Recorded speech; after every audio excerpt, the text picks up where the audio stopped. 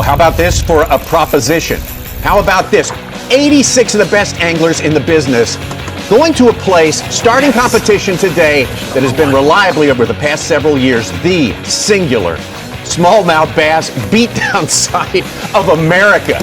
That's what we have for you today. 4 days of competition at the third stop of the year for the Bassmaster Elite Series on the St. Lawrence. It's the SiteOne Bassmaster Elite at St. Lawrence River, being brought to you live by Mercury. Well, that was the scene earlier today at takeoff. Tommy Sanders here with Mark Zona at the 2020 SiteOne Bassmaster Elite at the St. Lawrence River. Mark Zona, we have got so many expectations and some new twists this year as well. And really, I think that opening right there with Chris Johnston, one of the best smallmouth anglers on the planet. If you want to get truly a lesson in smallmouth bass fishing, the next 4 days are for you. Take a look at our hummingbird lay of the lake here. This is going to be the St. Lawrence River, about 110 miles of it as it flows out of Lake Ontario. But another possible golden ticket for someone is the addition of Lake Ontario. Exactly, Tommy, exactly right. Something different this time around. Our anglers are able to go into Lake Ontario. Here's the biggest key. Is New York waters only. Cannot go into the Canadian border due to regulations, but this is probably the biggest playing field we will see all year long on the Bassmaster Elite Series. We're going out of Clayton, New York, French Creek Marina. You have about 100 miles of playing field in the river, and you have all of Lake Ontario on the New York side. But here's the great thing about this. Literally one of the best smallmouth playing fields we have ever seen on the Elite Series. Huge and loaded with smallmouth. That has been proved time and time again over the past 7 years. We're with 8 anglers all day today, and of course we'll bring you updates on each and every one of our 86 who are out there and have been toiling already this morning. We saw evidence of that with Canada's Chris Johnston catching big ones right after the takeoff. Let's get out there right now. Here's Micah Frazier, the defending champ. This was earlier today. Micah Frazier caught 25 pounds on the last day last year to come from 10th place and win this thing. And this is going to be a little bit different this time around. We've been here the last few years. We're a little bit earlier. With that being said, the fish are a little bit later for the simple fact that it has been so warm in the north, the northeast. These fish are very far ahead of where they were at last year. All right, here's another fellow we will be with. Also from Canada, Jeff Gustafson. 2 fish already today. This was earlier this morning. I mean, it's not a baby, but...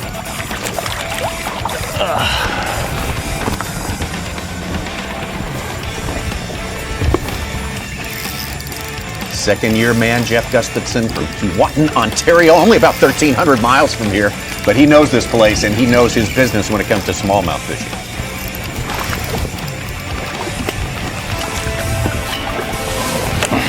That was earlier again from Jeff Gustafson. We'll be with Jeff all day long today. Not really what we're... Let's take a look at Brock Mosley. Coming up here currently in 4th place. He has been setting it on fire today. New baby at home. Everything's happening for Brock Mosley this week. Exactly right. And one of the things that we're watching this time around, a little bit tougher for some of our anglers on the smallmouth side. We are going to see a little bit more largemouth play in this event. Also from Canada, brother of Chris Johnston, Corey Johnson. Made some big moves last year and had just a sort of a hurricane of bad luck. He could turn things around very quickly this year. And one of the anglers that has so much knowledge on Lake Ontario, a pile of Canadian wins under his belt, making probably the longest run of any angler in the field out into the lake. So far this morning, very slow for Corey Johnston. The addition of Lake Ontario, well, it's good. It's going to appeal to a lot of the anglers there. Whether it's going to work for a ton of them, we will find out as we get through this morning today. Of course, weather plays a factor in all of that. Somebody we're going to have to watch, Scott Canterbury, 2 fish for him, but made the comment, Scott Canterbury, if you joined our broadcast, the last event down at Lake Eufaula, Alabama, he said, literally, the toughest practice of his Bassmaster career here on the St. Lawrence River. But this year, 12-inch limit. We shouldn't have to mention that too much today, but early on, you got to put everything in the boat. Scott Canterbury, of course, 6th place and a 2nd place already this year.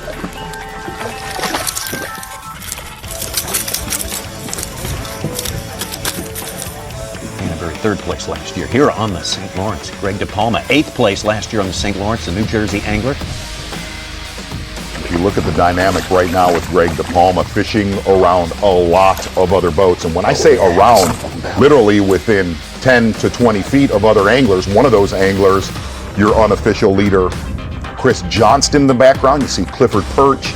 And a lot of these anglers, we're going to see this on this river, fishing very, very close to each other.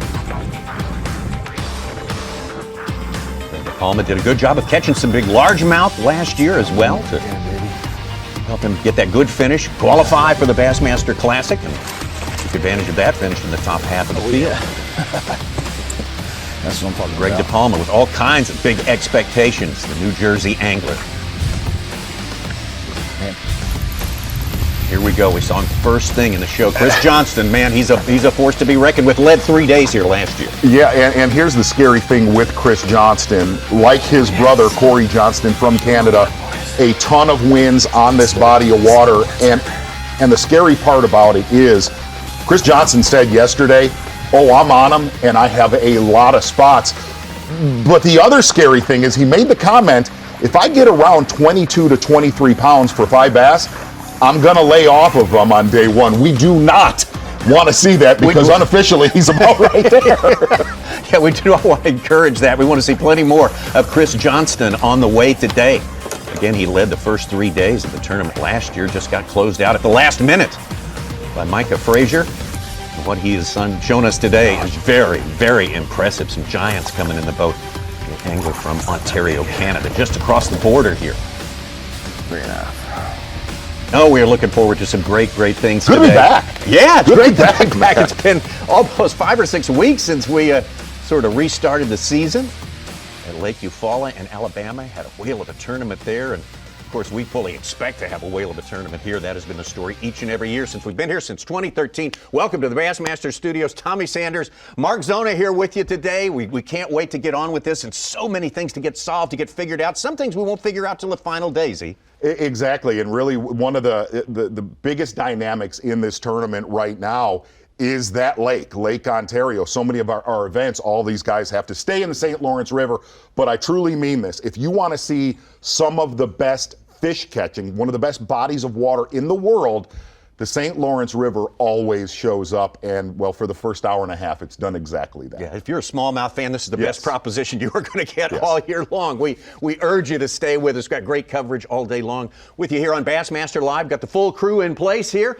Ronnie and Such, Ronnie Moore, I know you're covering a lot of things. You've talked to a lot of the anglers. You're full of expectations, and you got some problems to solve as well. I'm really excited this week. We've been here at the St. Lawrence River 5 previous times, not counting this year, and we've been basically the middle of July all the way through the end of August, and it's been different every week throughout that process. So I'm excited to see how this plays out and if it looks like past years and what that weight, that final weight that we see on Sunday, what that ends up being. But this should be a good one no matter how it plays out. Such, we're going out of Clayton, New York, and not Waddington this year. We miss Waddington dearly, that is for sure. You know it. But for several reasons, of sports regulations, health concerns, we are going out of a bit larger town, but a great town, and we got a great tournament on tap. You know, but practice, a lot of guys said they didn't have the best practice. I talked to one last night, Brock Mosley, his wife had a baby in Mississippi, and he said, I'm not very happy with it. And he goes out and he's leading the event this morning. Well, so we'll see if they were sandbagging on us or not. We're going to see how the rest, and we'll see how long that lead holds out as well. It's going to be changing all day long. Exactly right. And the guy, obviously, that we're going to be keeping our eye on early this morning, Chris Johnston, one of the best smallmouth fishermen that we could possibly cover on the planet. We're going to get out with Chris Johnston right now, already with a giant 5 bass limit in his live well. Bass Track has it at over 20 pounds. We had 25 bags over 20 pounds first day last year.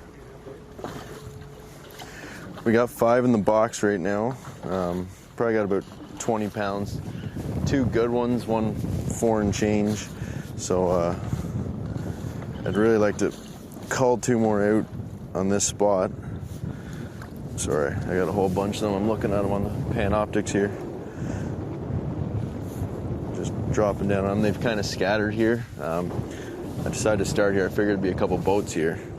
And I want to milk this spot for all it's worth before I get out of here. So I'm going to get whatever I can. I lost one about 5, but It's been a while since I've got a bite.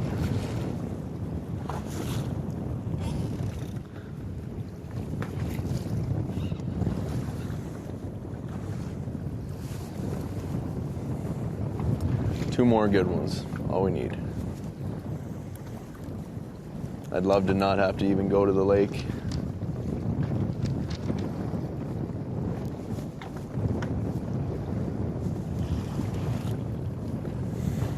There is a bunch of them under my boat right now.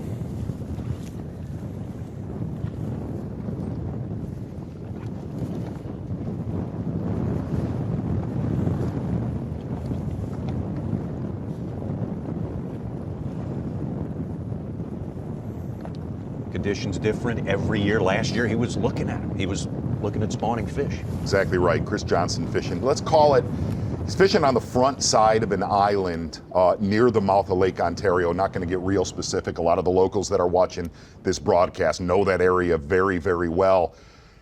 Look at the size of that smallmouth right there. We called that 5 pounds. I'm going to go a little bit light about that unofficially.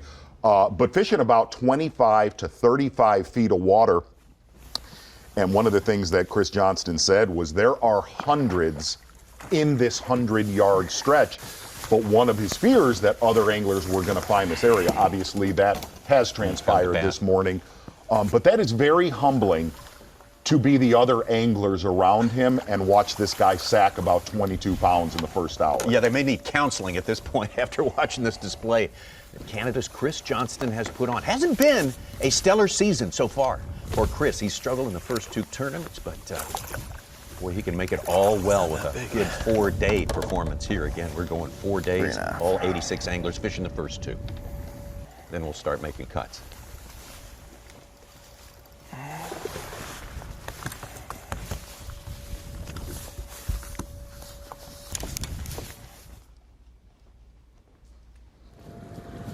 That was action from this morning already from Chris Johnston.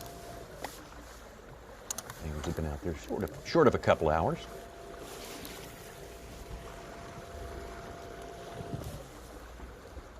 Among those, like you mentioned, Mark Zona fishing very, very close to Chris and getting to witness all of that is Greg DePalma.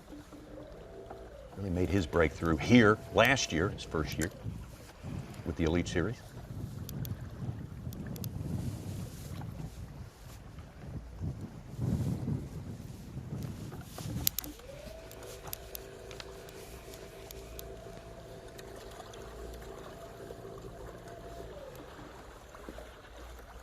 Finished 23rd. Bassmaster Classic. Earlier at Lake Guntersville, the Sports and Outdoors Bassmaster Classic World Championship today. Greg DePalma actually saying the exact same thing that Chris Johnston said.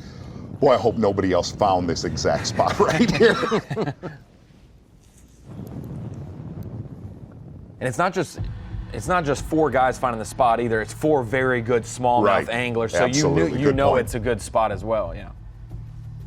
Well, one of those actually not on that spot is another good smallmouth angler, Canada's Jeff Gustafson.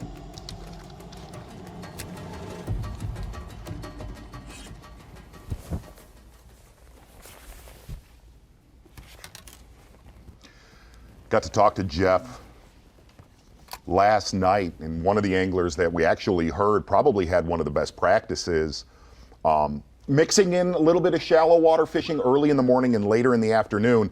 Definitely seeing Gustafson hooked up here, 2 fish in his live well. That might be a better one. Yeah.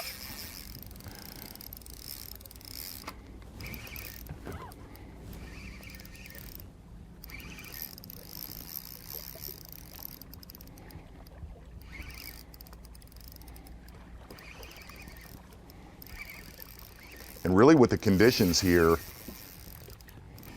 you're going to see a lot of guys fishing deep on this river Chasing or the them lake. around.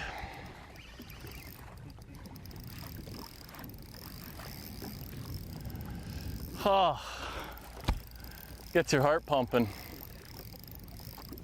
I haven't seen this one yet, but it's feels like a big one. It came up right away and wanted to jump, so I'm pretty sure it's a bass. but it's really digging and staying down there. Hopefully it's a bass.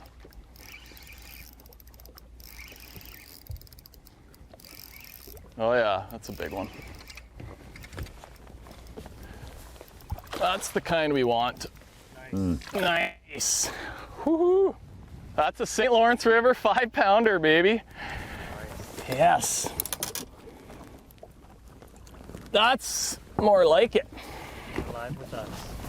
Oh, I'm shaking now. Hey, if that's a 5, how big What was is that Chris one Johnston? Chris Johnston caught? Two guys from the other side, the Canadian Yes. side, fishing the American side of the St. Lawrence and Lake Ontario. Chris Johnston, 5 Jeff in Gustafson. here. Striking big. It's going to be a good one, Oh man. yeah. I feel really good. I knew I would. There's our leaderboard so far. This is unofficial, as per Bass Track, and of course Chris Johnston. Big limit in the boat already, 20 pounds plus, almost 21 already. Clark Wendland just popped in a few minutes ago with a great limit. Derek Hudnall from Louisiana, Brock Mosley from Mississippi. Man, oh man, we're from all over the map, and we are all over the map. We're going to dial it in some more for you when we return. After this quick break, we'll be right back. The SiteOne Bassmaster Elite at St. Lawrence River is being brought to you live by Mercury.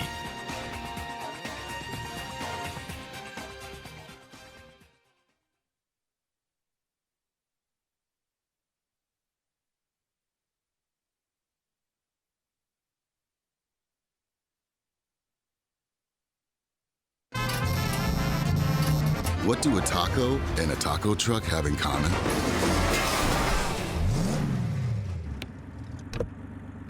Nothing. If you want to play, you need a Tacoma. When I'm on the road for work or for fun, I always like to have a reliable generator around. This open frame inverter from Champion is ideal because it's lighter than a standard open frame generator and more affordable than a traditional inverter. The remote start helps me start up the generator or shut it off without having to leave my camper. It provides essential power for things like charging my boat batteries, also makes life a lot more comfortable for myself and my family. Introducing the Bass U TV app. Get the most out of your Bass U TV subscription and learn on the go with the Bass U TV app.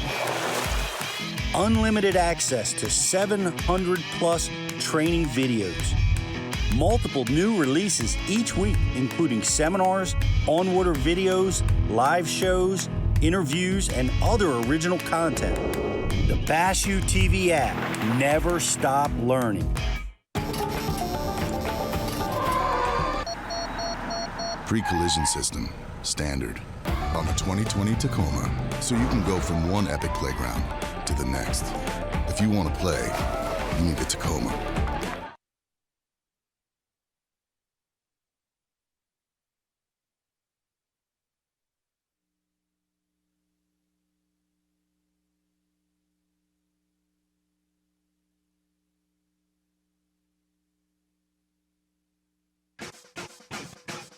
The SiteOne Bassmaster Elite at St. Lawrence River is brought to you by Power Pole, Skeeter Boats, Yamaha, and by Toyota. Things are getting going fast here early on in this 4 days of fishing. We'll have it all for you here on Bassmaster Live. The SiteOne Bassmaster Elite on the St. Lawrence right now. Chris Johnston, the man on top. Clark Wendland of Texas has popped in there along with Derek Hudnall, Brock Mosley, Tyler Rivette, Greg DePalma. We saw him put some good ones in the boat so far. Micah Frazier, the defending champ. Chris Zaldane, Kyle Monty, Randy Sullivan rounding out our top 10. That will change and change often, and they are going to smash him today. That's one thing you can count on in the world of bass fishing. We're going to take you out. Now, we've got our Angler of the Year leader and second place right now. We saw earlier Scott Canterbury. Let's go to second place. And the winner, our last stop at Lake Eufaula, Alabama, Buddy Gross. And you talked earlier about conditions today. You said conditions different. What did you mean by that? Much different. With this cloud cover, you're going to see a lot of guys either doing this, fishing largemouth, or fishing deeper. That smallmouth bite generally won't crank up real good for the shallow ones until that sun comes out. Stay on there, baby. Buddy Gross made a comment that he caught some big largemouth yesterday in practice.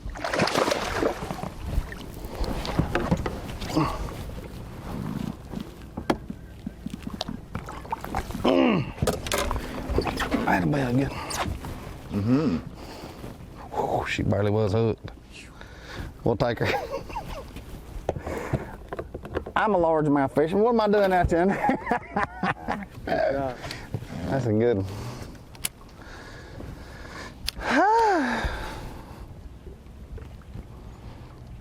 Buddy Gross Zone, from I told you I had Chickamauga some in Tennessee, largemouth. where we are headed later. Maybe the only one, but we got one. He's doing what he knows, and that is largemouth bass fishing. We had ample evidence of that at our last stop, Lake Eufaula, which turned out to be a fantastic tournament, and Buddy Gross starting in 10th place on the last. 10th place, and I believe I'm going to call it. He was somewhere around 7 pounds down. Yeah. 7 pounds 9 ounces. When we came into the final day of that tournament, we walked in the studio. And granted, we like to manufacture a little bit of drama on Championship Sunday night. One of the biggest comebacks that we have ever seen on the Bassmaster Elite Series. Buddy Gross made a comment after he won this event. Absolutely has been a whirlwind in his life since then. Back to Buddy Gross live right now. How about winning the fall? How did you feel about that? I thought that was good. I can't quit smiling still. I mean, that was the biggest event of my life. I mean, I went down there with anticipation on just trying to get a top 20 finish, and we wound up making a top 10 by the skin of our teeth, and then we just, the Lord blessed us enough to make a great comeback. I mean, it was an awesome show. I mean, it made good TV, but it's also a crazy, great feeling in me. I mean, I tell you, it gave me the confidence to do good here, or just in the series itself. I'm going to retie this later. I'm nervous. It just broke. But it's something that I want another one of. I can tell you that. I'm going to dig hard and try to make it happen again. It was all the press we got out of that, and all the family and friends and texts and emails, man, it didn't get no better. I mean, the bass fans are crazy. I mean, it's just, they follow it and they know what's going on, and people I don't know messaging me and talking to me, congratulating me, man. It was just a great deal. I'm just glad we're back out here fishing. I got to fish and try to do it again.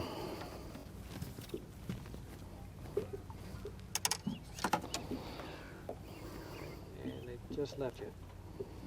You win an Elite Series tournament, you could take your time.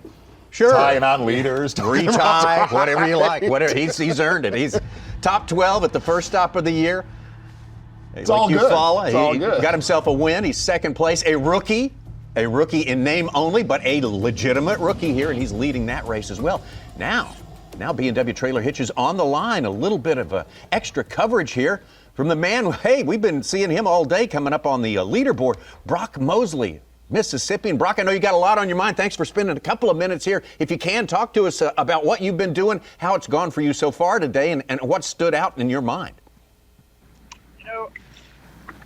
I didn't have a really good practice. I've had a lot of stress on my mind this week with my wife having a baby. And smallmouth just hadn't been good to me all week.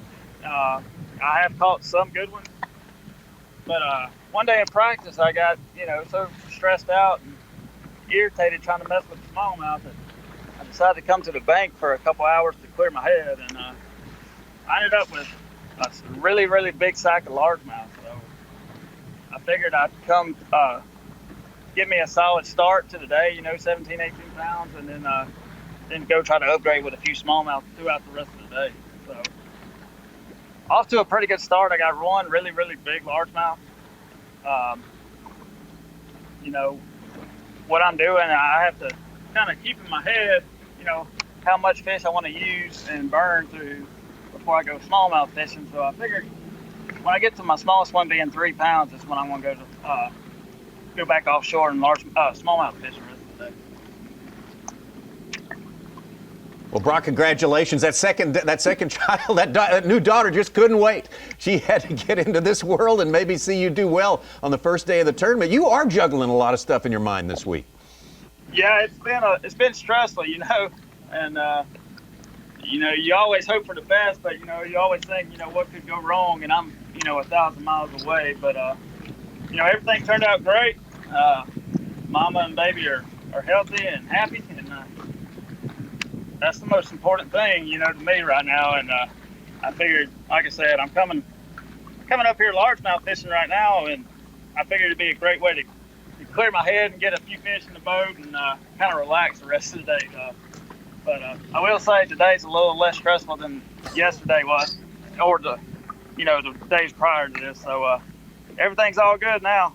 Just gotta do my part now and make some money. All right. Well, all congratulations to the Mosley family. And now that you got it on track here on the river, man, it is all good for Mississippi's Brock Mosley out there. Exactly right. From Brock Mosley, we're going to actually head probably as far downriver past Waddington, New York, where we've always gone out for the Bassmaster Elite Series with Gerald Swindle with a couple catches earlier today.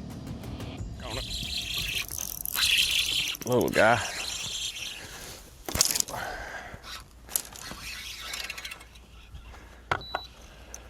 And one thing to wrap up Brock Mosley, just getting off the call with him, he finished second here in 2017, so he has the capability of smallmouth to do well. He just, like you said, got a lot on his mind. He needs to clear it out first.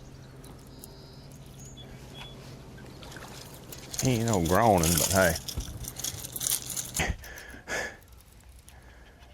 This is all earlier again with Gerald. Solid one right there for Swindle. A little better. And Gerald Swindle live. You know, I swapped it up lures here a little bit, and I caught one jerkin a minute ago, and I come to this new area, and I just caught a 2.5 jerkin. Had another bite on a chatterbait, didn't get it, didn't feel big. Swapped over this jerk bait, but maybe it's what they want today. I mean, they're moving in. This is just a little trough right here. It's a rip-rap bank. It's a little trough in the grass. It's 4 or 5 foot deeper right here than it is right out there. They get in here in the mornings and they feed. But what I'm noticing is I'm not seeing as many crews, and it doesn't mean that the fish are gone for life. It just means this couple of hours there may not be as many up feeding. So you just got to keep hitting spots till you hit one where they're all up. We're just gonna keep moving. You know, smallmouth fishing, if you're not catching them, move. It's not, oh, I'll wait them out. No, you won't. If they're not biting, just keep moving. You have to know that they have moves they get in, and that could be 100 of them there, and they not catch them. Then when they get ready to bite, you catch all 100 of them. The hardest thing I've ever learned up here is to move. Even if you have no reason to move or nowhere to go, just go somewhere.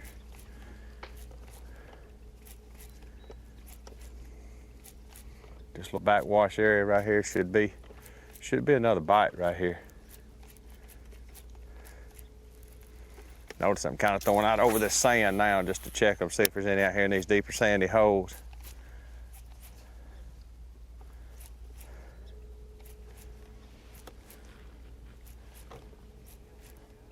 Well, Gerald Swindle with definitely a game plan and some guiding principles for today. Of course, he went top 12 back here in 2017. Of course, his career marked by Angler of the Year achievement. 2 Angler of the Year titles for Gerald Swindle, the first back in 2004. And here's one of the amazing things about Swindle. If you look at his entire career on the Bassmaster Elite Series, not a lot of wins, but those right there, Angler of the Year trophies, just a model of consistency. And he made the comment here, he said, look, I'm not going to get out there on that river and drag around in 30 to 50 feet of water. I have to stay consistent. The way to do that here for Swindle, fishing shallower.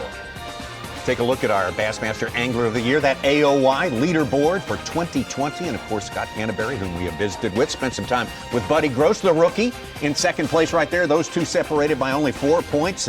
Strong field there in that race. Very scary looking at 4th place right there. Jamie Hartman, originally from New York. Oh, yes. While being in New York May pop up later. We'll be right back after this on Bassmaster Live. The SiteOne Bassmaster Elite at St. Lawrence River is being brought to you live by Mercury.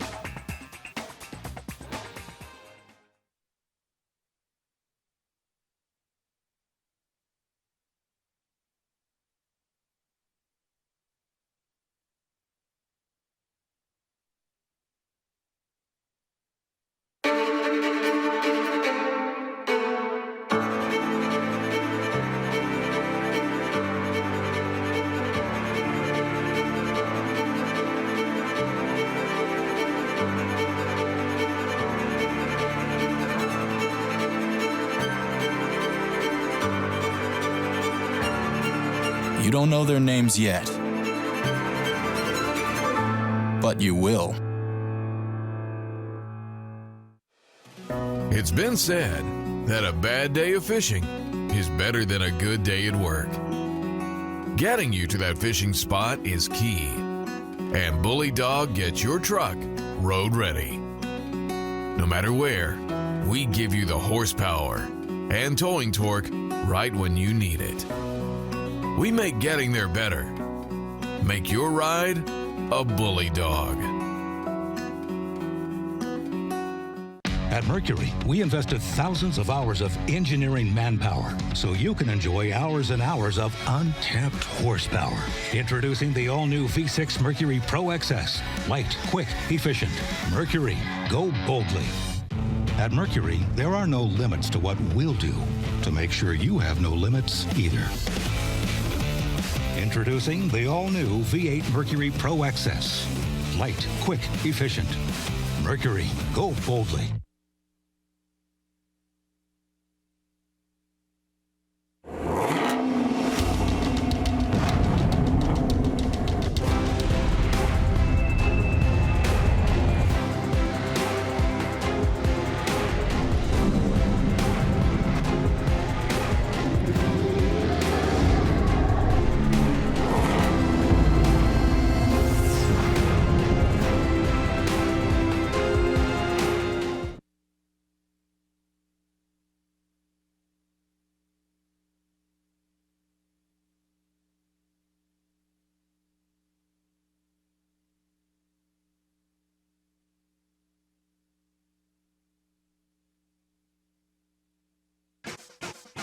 You're watching the SiteOne Bassmaster Elite at St. Lawrence River, being brought to you live by Mercury. So glad you're with us for Bassmaster Live, giving you live coverage. The third stop of the year for the Bassmaster Elite Series, and not just any stop. This is the famed, the fabled St. Lawrence River with bonus fishing in Lake Ontario this year for these anglers. Of course, we'll go all the way to noon Eastern time with our morning session, take a 1 hour break. They'll fish on. We'll cover it. We'll keep rolling. Bring you up to date at 1 p.m. and take you all the way to 3 p.m. Eastern time. And that's generally when the weigh-in is going to start there in Clayton, New York. The Johnston brothers.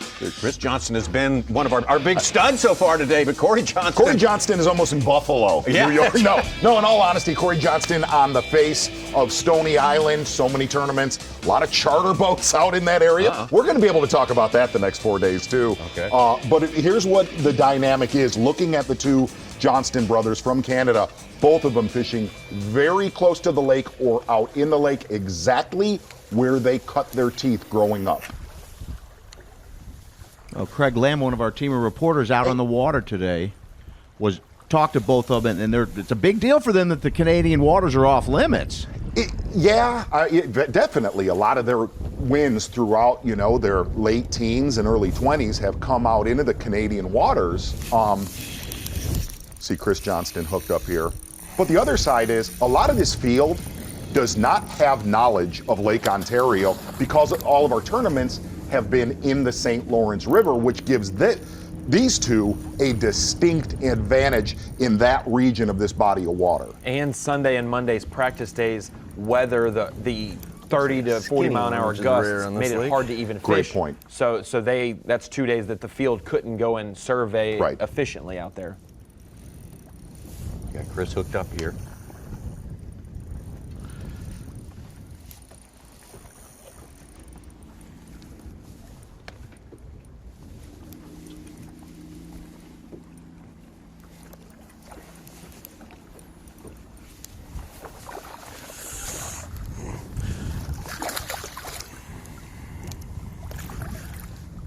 Skinny fish. That is one of the unhealthiest looking smallmouth. Ooh, that doesn't look good. Skinny old fish.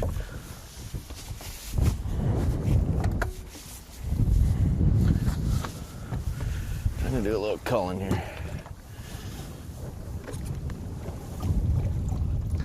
You see a lot of guys 4 fishing ounces. around each other very close early this morning. Chris Johnston, Garrett Paquette, Greg DePalma, and Clifford Perch. From Bassmaster Radio, Tom Abraham wanted us to talk about there is nothing against that, especially on the first day of a tournament where these guys, basically it comes down to communication, but there is no rule. There's an unwritten rule on days 2, 3, and 4.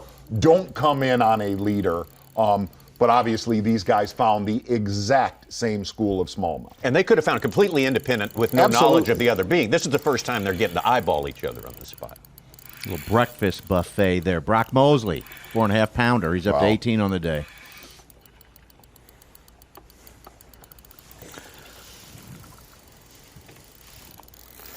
Might be a bass. There's some following it up.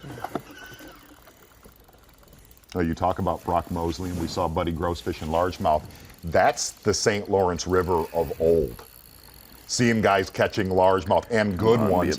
That's what used to dominate here before certain invasive species have come into the river and this lake that we're going to Definitely talk not a bass. about during the broadcast.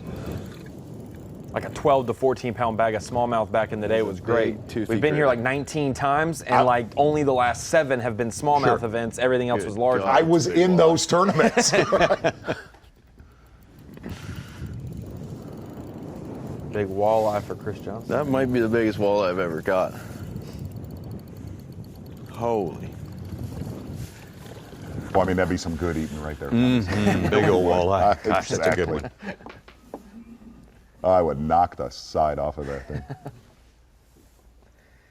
Awesome. Wow. Good stuff. Wow. Not the Cut species your- we're looking for, but Oh that my is a gosh. tanker walleye. Wow. Get out of here. If a Canadian says it's the biggest he's ever caught, it's a biggin. Now, if you don't follow the Bassmaster Elite Series, that walleye does not count. Yeah, if it did, it would be game over. Boy, but talk about it. He's going to weigh it for us. That's awesome. Great Instagram photo. We got to watch this. Take a guess, Z. What's I'm going to go, that's an 11. It's an 11. 10 and a half. 11. 11. 9.5 pounds. Big you eyed. were there. Big-eyed walleye. The scale's off. The scale's off. Chris Johnston's seen his share of walleyes, and he has done his share of fishing and more growing up in Canada. Chris Johnston, Corey Johnston are 2 big men from Canada in the field. Here. Ooh, it won't break. We're in Peterborough, Ontario, Canada. This is where I grew up. This is kind of the homestead. This is where it all goes down, all the prep for tournaments, and we're just hanging out and showing you where we came from. It all started at a very young age. My dad was an avid tournament angler here in Ontario. He did very well, and between my brother and I, we were very spoiled, or my mom just wanted to get us out of the house too, maybe, but my dad had us in the boat practicing with him for tournaments, and then as we got older, I think I fished my first tournament when I was 11 years old, and the only reason I got in it was because my brother got grounded, so it was a good start for me. I was excited, and we ended up winning the tournament.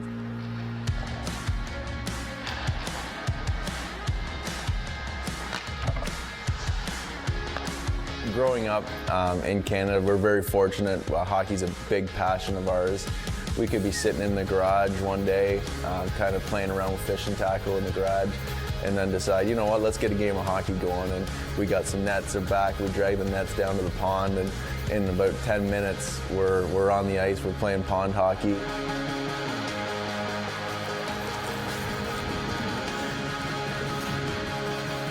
We'll be out there for 2 or 3 hours at a time, and we did it when we were 5 years old. We did it when we're 20 years old. Well, our colleague Dave Mercer's told us about Chris, and of course you learn about Chris if you follow bass fishing through the years. This guy is used to winning, that is for sure. Absolutely right. Chris and Corey Johnston. A tough year so far for both of their them. 2020 season, but definitely two of the powerhouses on the Bassmaster Elite Series. 4 top 10s in only 17 tournaments in his really young career as an Elite Series pro. The angler from Peterborough, Canada, his best elite finish, of course, last year. Just closed out at the very end of day number 4 by Micah Frazier. Had a good St. John's River to start his career with the Elite Series back at the first of 2019 last year. Of course, getting a lot of valuable experience as he goes along. Going to be one of the stars. No one would argue that point with anyone. Greg DePalma, his star started to shine his first year with the Bassmaster Elite Series and started to shine right here on the St. Lawrence. Worth noting, Chris Johnston's the only Canadian with a professional victory of any kind, at bass fishing level. And one of the things we haven't been able to really hammer on, with all that cloud cover here, look, there's a lot of guys on shallow water smallmouth. Last year we got to see a lot of that with Chris Johnston, but whenever it is cloudy here, okay, whether you're on the river or you're out in the lake, I see them down there. Those shallow water smallmouth do not bite as well, and it's either largemouth bite real good when it's cloudy here, or the deeper water smallmouth are way more consistent. Look for, if that sun comes out, which it's supposed to, yeah, later today or tomorrow, that shallow water game will get going somehow.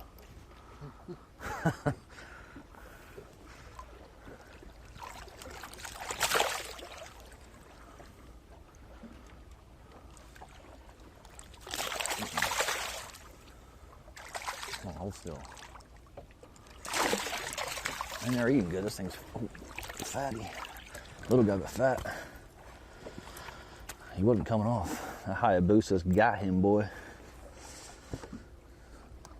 He broke the rest of my line off. I'm lucky I didn't lose that fish.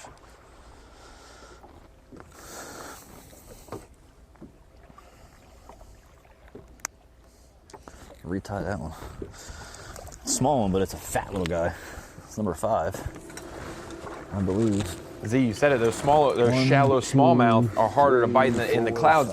They visually can't see as well when it is dark. When that sun, it helps them see. But largemouth and largemouth can see much better in cloudier conditions than smallmouth. They really are visual feeders. They need that light. And the largemouth just get, if you look at the history of the St. Lawrence River, the largemouth just bite way better when it's cloudy.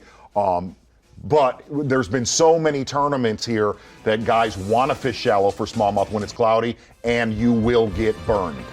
Well, there's a look at our leaderboard right now. This is unofficial. This is Bass Track, but of course, as we've seen, plenty of Chris Johnston this morning. He is on top by a huge margin. Brock Mosley, though, and Derek Hudnall all giving chase. More to come on Bassmaster Live.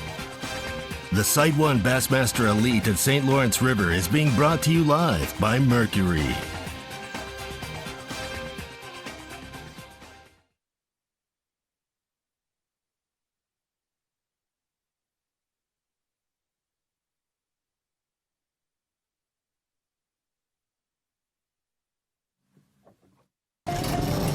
Wherever the trail gets rough and the mud gets deep, you'll find a Toyota Tacoma.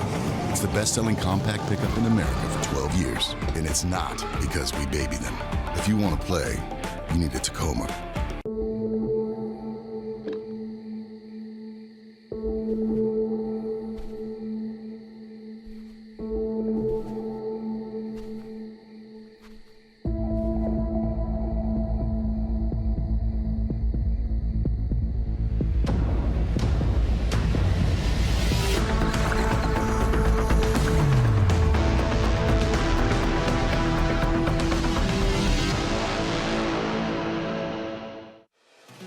It's been said that a bad day of fishing is better than a good day at work. Getting you to that fishing spot is key. And Bully Dog gets your truck road ready. No matter where, we give you the horsepower and towing torque right when you need it. We make getting there better. Make your ride a Bully Dog.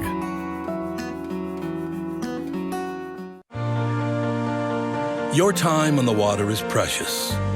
You return season after season to make unforgettable memories, fight a few fish, reconnect with friends, and recenter yourself. If you count on having this time, you need an outboard you can count on to power it. That's why boaters stay with Yamaha for the long run, for life. They know reliability starts here.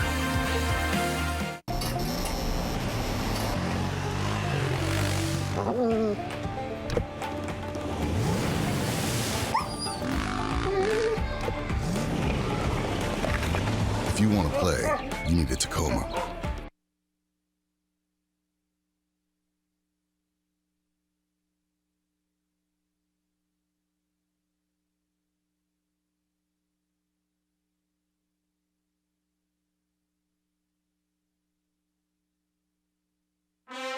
You're watching the SiteOne Bassmaster Elite at St. Lawrence River, being brought to you live by Mercury. Well, coming up next year, going to be big doings in everyone's favorite cow town. There it is, beautiful Fort Worth, Texas, and the World Championship for 2021, the Bassmaster Classic coming to Lake Ray Roberts. Very, very big-time fishery, big bass fishery there near Fort Worth, Texas. The new Dickies Arena, state-of-the-art arena, going to be the site for all the pageantry, all the fun, all the excitement, all the nail-biting down to the very end of it. The World Championship from Fort Worth.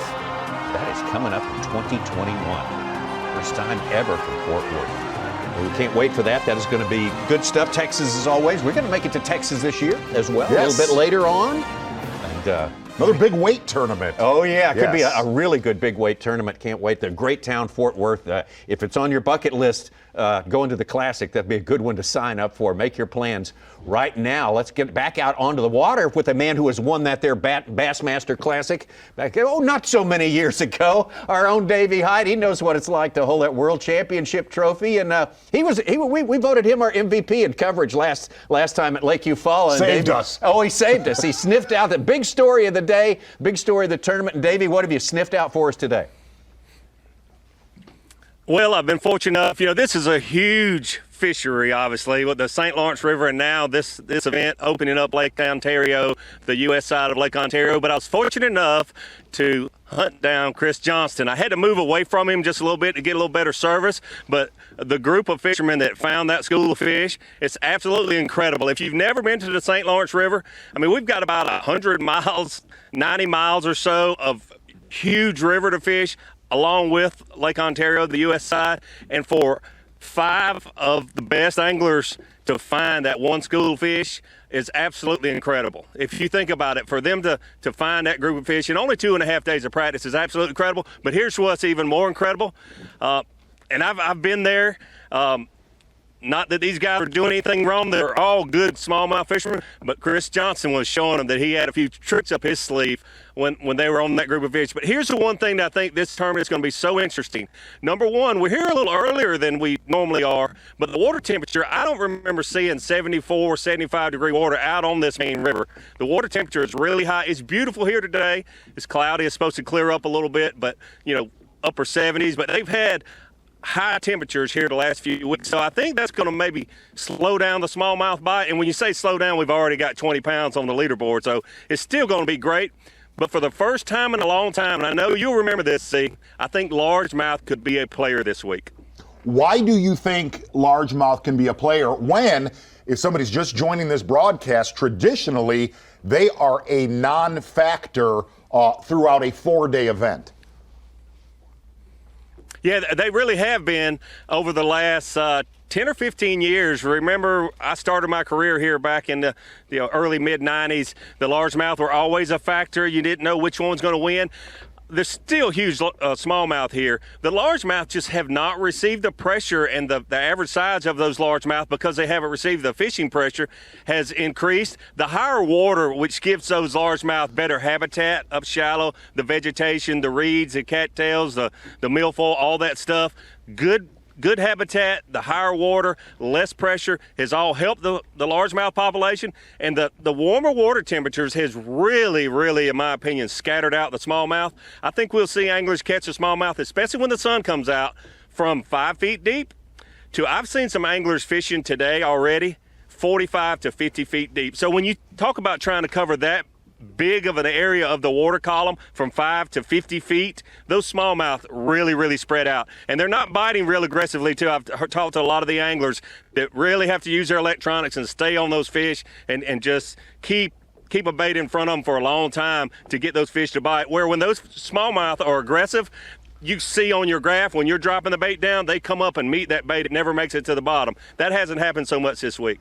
Chris Johnston, Davey, our unofficial leader, traditionally, he would manage this area and probably leave. Do you see him burning it down, basically, because of the other competitors around him? You know I would, Z. I mean, you've got to think, day one is free game. Those anglers probably never even saw one another there during the practice period because, they're fishing 13, 14 hours a day and found one spot. But when you arrive on that spot that you chose to start on, obviously your best spot that you think, and there's 4 or 5 other great anglers there, and all these fishermen are great anglers, then you better burn them, because if you don't, someone else will. And if Chris Johnston is able to just use one of his spots, locations, schools of fish, whatever you might want to say, on day one and weigh in over 20 pounds, boy, you better look out. He led 3 days here last year and came so close to winning. If he starts off today like it looks like he's certainly going to, he's already got 20, boy, he's going to be tough to catch. But I really think we better keep in mind the largemouth, the guy that's going to be able to catch 18, 19, maybe 20 pounds every single day. Davey, good stuff. I mean, you're on top of what's going on right now. And plus, Davey gives us the historical perspective as well. He was back there in those Thousand Island largemouth tournaments here. We'll talk about he was talking about the largemouth. Take a look at what we just saw from Buddy Gross. Here's the problem, though, with this, okay? The problem with largemouth fishing on the St. Lawrence River, it is very easy to catch 15 to 17 pounds of largemouth. It is very hard to catch 18 to 20 pounds, not just for one day. So here's a largemouth right here earlier today from Buddy Gross. It's very hard to do that 4 days in a row here, where it's much more consistent to do that on the smallmouth, like we're looking at right here with Chris Johnston earlier today. And the other side is, there's just so many 3 3/4 to 4 1/4 pound smallmouth to where they don't reload as quickly. The largemouth just do not reload as the deeper water smallmouth do here, day after day after day. Look, if it's a one-day, not even a one-day tournament, really. It's just hard to stay in the game to win a tournament here now with largemouth, to where in the 80s and 90s, that's how it was done. Yeah, the 18-pound limit would be the winning. Every tournament I fished here, somewhere by the end of the tournament, the largemouth guys would rise up on a multiple-day event, to where that slowly transitioned with the arrival of zebra mussels and gobies, which we're going to break all of that down the next 4 days. And you got to imagine, with it only being New York waters, U.S. waters in play, all those bays, those marinas, those shallow areas that largemouth are going to be, that's cut in half tremendously, because all those places on the Canada side that people can spread out, make the largemouth last longer. You only have half those spots available. On it. I don't think I'm going to fish it. The problem with the largemouth here, where a guy gets in trouble, you get in a numbers game. Like, dude, you can crush the largemouth, and you're like, I know there's going to be a big one next. I know, and it'll trick you. It'll fool you to where, boy, you come to a weigh-in and you're like, wow, 17 pounds did not do it. What did you think of Brock Mosley's largemouth versus smallmouth strategy? If he gets down to his smallest largemouth at 3 pounds, then he's going out for smallmouth. I thought it was fantastic, because he said he wanted to calm himself down. The other side is this time of year, okay, the smallmouth traditionally just got done spawning in the last really 14 days. We've seen Chris Johnston with a smallmouth already that did not weigh a lot. The other side is they're not potted up together like we see them in the 3rd week of August, 4th week of August on those deeper water structures, to where you can catch 10, 20, 30, throughout your day. It's a lot more, talking to guys like Scott Canterbury and Micah Frazier that did so good here last year. The fish are scattered out and not potted up yet, unlike the area that Chris Johnston has found. A lot of the anglers that are fishing around Waddington, Ogdensburg, and Morristown, It's just one here, one. They're good ones, but they're not grouped up as well. And you'd think they're going to have to go through, like we saw with Chris, go through some small spawned out ones too. Some of the lightest time of the year for some of these fish they're going to be catching, right? The real frightening proposition for the rest of the field, and I know we're very early into day one. Chris Johnston, see Buddy Gross hooked up here.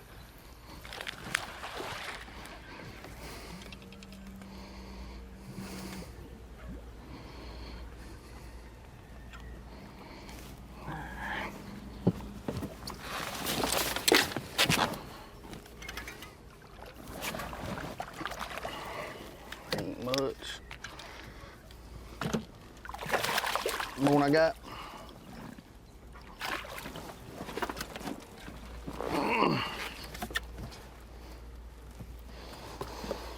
And like that largemouth right there is exactly what'll get you in trouble on this body of water.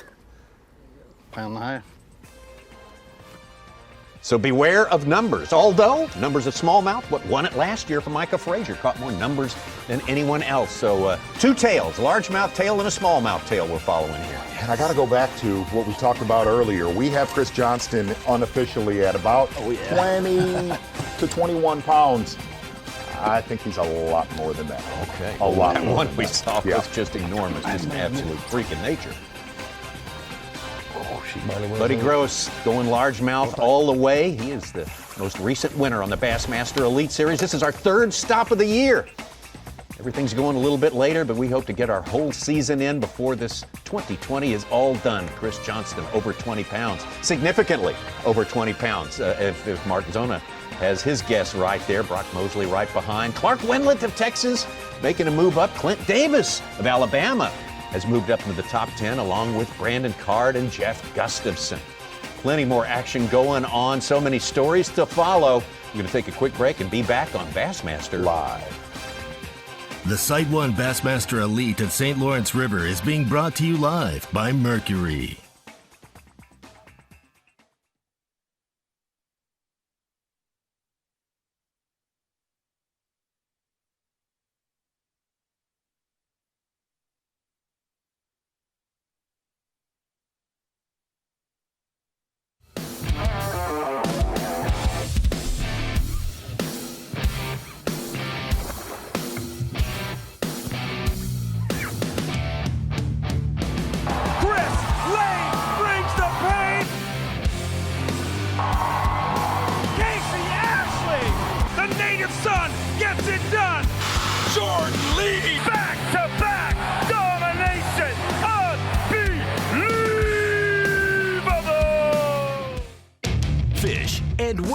With Skeeter Real Money. Fish out of your Skeeter boat, win a Skeeter approved contingency paying event, and you could add $5,000 to your winnings. Just enter, fish, and win. It's that easy. Rules and conditions apply. Visit SkeeterBoats.com and click the Real Money logo to register and learn more, or visit your local Skeeter dealer. Fish, win, get paid. Up to $5,000. Go to SkeeterBoats.com and see why now is the best time to enter, fish, and win with Skeeter Real Money.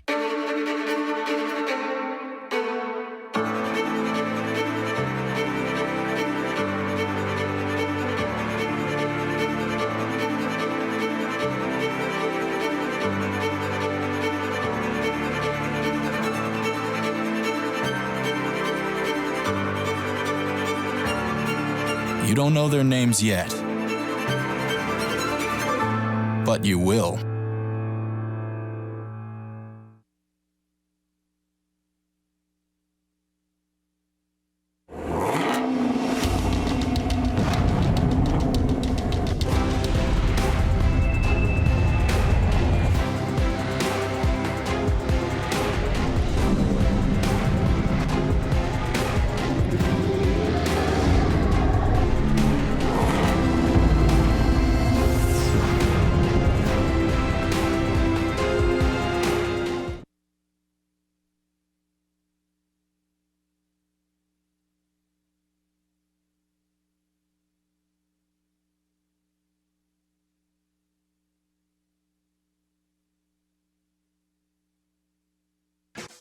You're watching the SiteOne Bassmaster Elite at St. Lawrence River, being brought to you live by Mercury.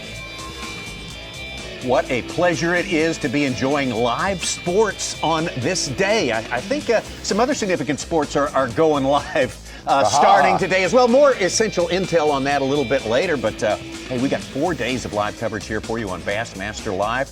Tomorrow, Friday, we start at 8 a.m. Eastern Time. A little bit earlier than we did today, and we are going 7 hours straight. We're going to plow it absolutely right through. Yes, sir. We are not going to leave for a minute. We're going to take our break at midday today, in which we'll roll tape through the break. We'll see all the fishing. But we got live for you all day tomorrow, Friday, starting at 8 a.m. Eastern Time, right here, ESPN2. Get out to our leader.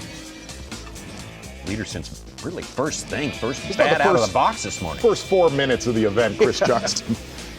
Chris Johnston and Greg DePalma fishing right next to each other. A lot of anglers in that area. Clifford Perch, Gary Paquette. But it has been a Chris Johnston show for a lot of the other anglers in that area. Davey Hite making a comment. Chris Johnston had a lot of little tricks where he outfished the competition around. I want to drill into daily. I want to find out what his little tricks are because we want to know what's down there. Trickeration. Besides big smallmouth, that's definitely down there. Wow.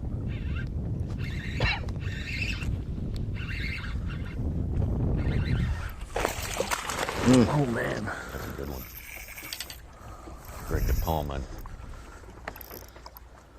This thing's vicious.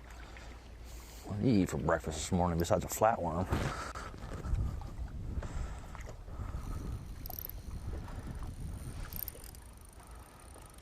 Might be another one of them walleyes. Toothy critter, I think. I went out a hair deeper on that point. Threw that drop shot down there, he got it.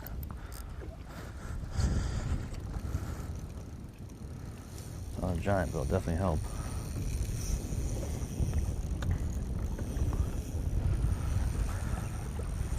Or a drum. Folks who were just tuning in for the first time probably, we saw guys boat flipping big ones down south the last time we were on ESPN2 at Lake Eufaula. Here, totally different. They're in 30, 40 feet of water, maybe 6, 8 pound test instead of 20 pound test. You have to be much more patient, and fish are coming up from that deep of water. You could hurt them if you bring them up too quick. So they're being careful, making sure they keep them hooked up, keep them fine, and they get them in the boat by hand instead of swinging them in. But we do call it scoop and score when they grab them out of the water. We do. Is that what we call it? Okay. All right. Shout out to our friend, Mike Golick from Golick and Wingo. He's been watching the broadcast. Oh, really? And he's really into what Buddy Gross and Brock Mosley are doing for the simple fact Golick considers himself a dock skipping specialist. I don't want to listen. Go ahead, Sue. We saw a photo of you with him just recently. Where was that? I'm going to tell you, I went fishing with Golick a few weeks ago. His game is deep water. He just does not know that. Oh, no. Now, wait, that's a backhanded comment right there, I think. Backhanded compliment. So you've got DePalma with a good one right there to Cole, and Johnston still hasn't got one in. Johnston thinks this is another species like we saw earlier. After they catch their 5 fish that they can cull, that means any bigger fish they can release the smaller fish and add to their total weight. 5 fish limit.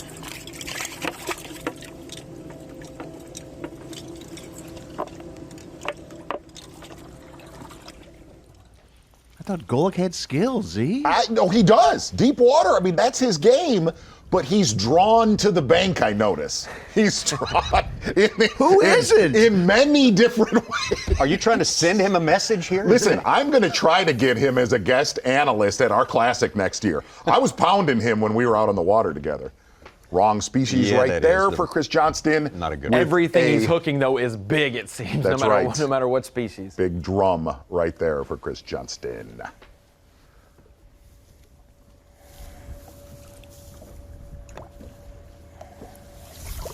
Chris Johnston obviously making a big noise early on in this 4 days of fishing, which comprised the third stop of the year for the Bassmaster Elite Series. And through all this action, we're coming to you live, and with live sports always running in the background is that big, powerful engine called fantasy.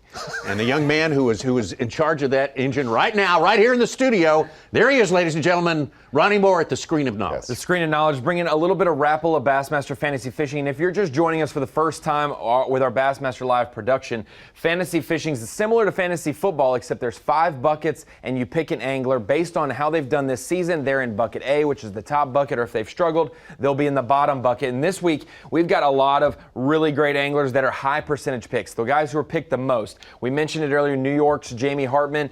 He got 2 wins on the Bassmaster Elite Series last year. Very seasoned on the St. Lawrence River. 32% of the fans are picking him. Stetson Blaylock's been very hot since the start of last year. Finished second in points, got a win last year. He's 25%. Seth Fighter, one who always does well up north and at the St. Lawrence River, 36%. And the guys that we're watching on live today, Corey and Chris Johnston, they've had a tough 2 events to start their Elite Series season this year, but we know they can catch them, and they've caught them here before. And that is why over 50%, we have 53%, and almost 60% of fantasy fishing players have picked them. I hate picking guys that high because you try to find something a little bit different, but when it comes to my team, I had to go with them. I had to go with chalk on those. But otherwise, there are some guys like Clifford Perch, a great smallmouth angler. We see him fishing within a boat's length from Chris Johnston. He's on that same school of fish. Only 1% of people picking him, so I decided to take that gamble. Hank Cherry, our classic champ, is a great smallmouth angler, a great jerkbait angler, and that should work. We'll get probably a report from him later when his Bass Track updates. And a guy like Chad Pipkins, he's from Michigan, not far from Uzona, great with smallmouth electronics. He should be a deep water specialist to watch too. But that's a little bit of Rapple of Bassmaster Fantasy Fishing. It's free. You could sign up on bassmasterfantasy.com. You can win prizes every event. Rapple has given out over $90,000 of prizes all year, and if you've continued to do it all season, you can win the overall top prize, which is a huge prize pack. We called you the Matthew Berry of 20 grand fantasy worth. fishing. Correct me if I'm wrong. Who he is? You were in the top 1 percentile of the last event. Is that true? Yes, very, very good. Top 4% overall, but I haven't right. gotten a win yet. If I do get a win, you guys will delegitimize it somehow. No. You are the odds. odds maker. You are the handicapper. You are the master of Inside fantasy. info. Not Inside just trading. a small look, a big look at the big picture, courtesy of Ronnie Moore and the Screen of Knowledge. See if we can get back out to Buddy Gross right now, fishing largemouth. Very close to our takeoff in Clayton. Got some new guys on the leaderboard. Derek Hudnall's up to 2nd place, Louisiana. Missouri's Chad Morgan-Taylor, 3rd place with 19 pounds on the day. Oh, no. Well, the one thing is, That if might you're accidentally doing been this, one. you are not going to have much company. You are going to have free reign of every largemouth bay pretty much on the U.S. side.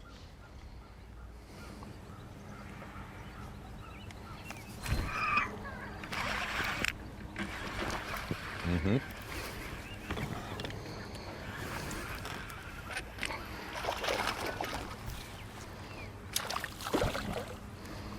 All his kinfolk like it today.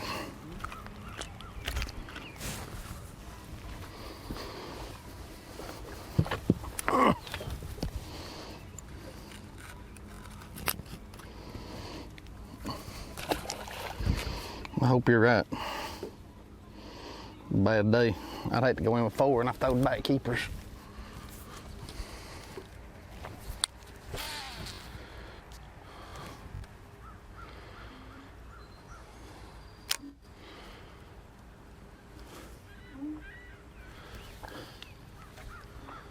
Can't tell if that's a cable laying in that hole or not. I hate. Made the comment, especially after we talked to Davey Hite right there, and Davey's fished so many events here, taped a lot of fishing shows through the years, is you're gonna catch a lot of those. But to catch that 4-pound average, which obviously that is traditionally what you need here, very, very complicated to do for 4 days. In fact, I think of our 5 previous events here, I don't think any of the anglers who won their 20 fish for 4 days, I think they were all smallmouth the previous 5 times we've been here. So maybe this could be a year, or the conditions could set up. You could have 3 or 4 and have 17 smallmouth when the day is done or when the tournament's done. But yeah. The other thing about largemouth fishing on this river is when you get cloud cover like this, especially when you get closer, you see Buddy Gross here back in one of the bays. Uh-oh. That's what we're after. Stay on there, baby. Stay on there. Stay on there.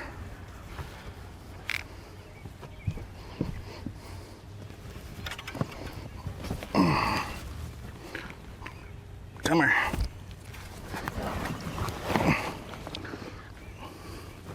Whoa, Bubba. Get in the boat. Whoa. Have my hand on him. I ain't gonna get him in if I ain't careful. Really? This is awful. Forget it.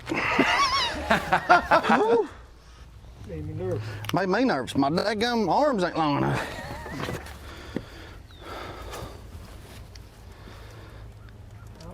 Not a giant. We'll take him. 1, 2, 3, 4, 5. Got our limit. Thank you, brother. We just got to do some culling now. That was an interesting landing. That was you know, when your arms aren't long enough, that's what you do. That's simple hard. physics. It's simple math. Buddy Gross, you know, his last official day of fishing, he caught 27 pounds, 11 ounces of largemouth. I can't blame him for keeping him honest. Here, moving up to the other side of the country, basically. Chris Johnston, though, from right around in this area, just across the border, still holding on to that lead. But Derek Hudnall cutting into it a little bit right there, and Chad Morgenthaler joining the battle for sure. Brock Mosley, all the rest, including Clark Wendlandt. Lots of changes going on and more fishing coming from the St. Lawrence. We'll be right back. The SiteOne Bassmaster Elite at St. Lawrence River is being brought to you live by Mercury.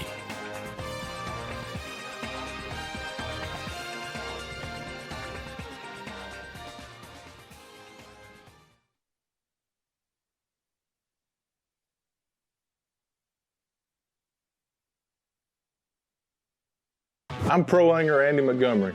I've been making my living with Strike King products for a long time. So when they showed me the new tour grade line, I was all in. I knew I could trust it. What I didn't know was how easy it was to use. With the spooling tool and the prepaid envelope to recycle your old line included in every single box. Not only is it the best line on the market, it gives you the easiest fishing experience possible. Find out more at StrikeKing.com.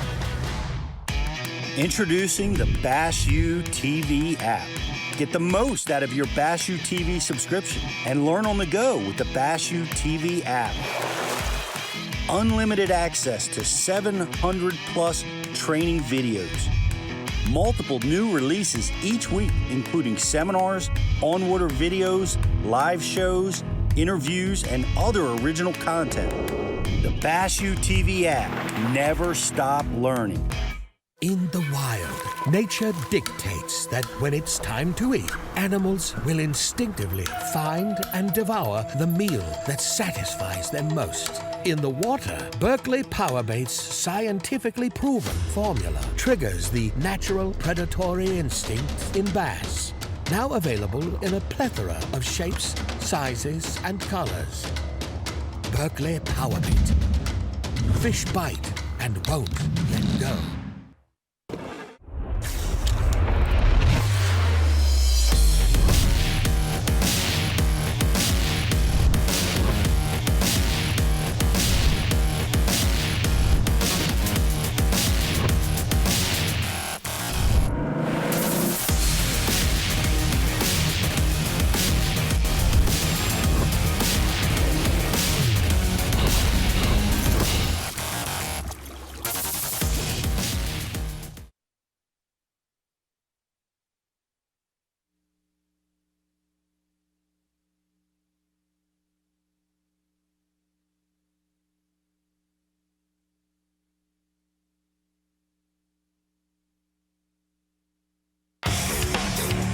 You're watching the SiteOne Bassmaster Elite at St. Lawrence River, being brought to you live by Mercury.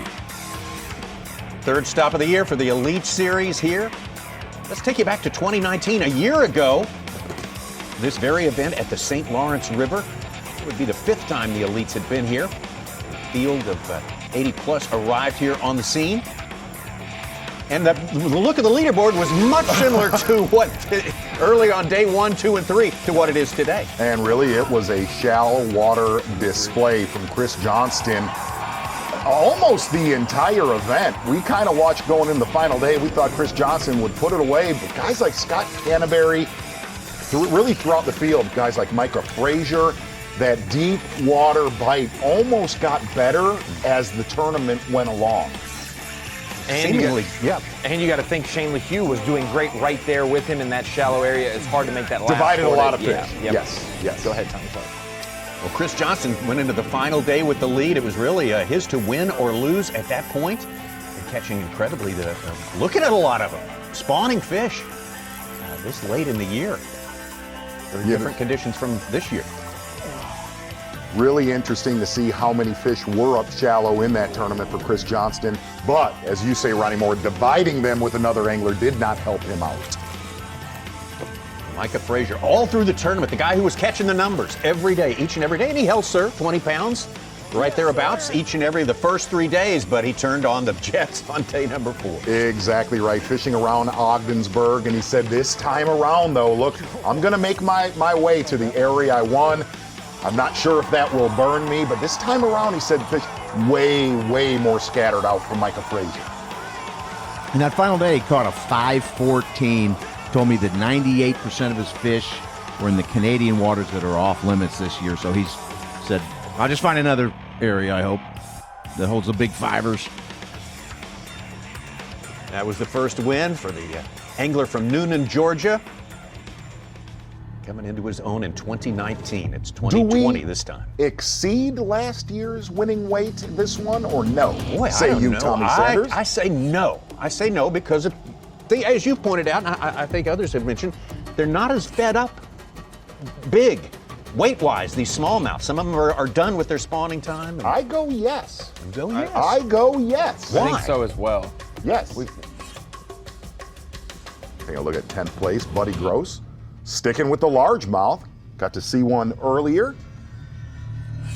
A very unique landing here from Buddy Gross. Buddy Gross making the comment, look, I'm staying near the boat ramp because this is my first time here, and I know nothing about this body of water. I ain't gonna get him in if I ain't careful.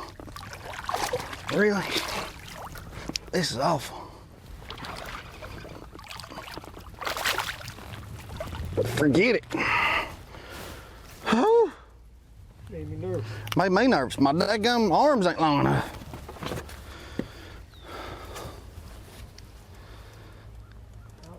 Not a giant. We'll take him. 1, 2. That was just a few minutes ago. Buddy providing his own commentary for, as you say, an unusual landing of a big largemouth bass. We're back alive now. He picked up again, yeah.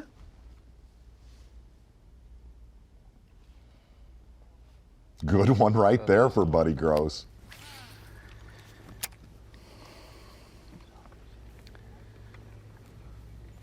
Just ain't much water here. We've been catching them out of more water. We're doing that digging and that stuff. Come here. I don't think that is a good place for that thing. Stay on there. Stay on there. Come here. Come here. That's what I'm talking about. Ain't good. He swallowed it. Ain't good at all. He pulled a lot.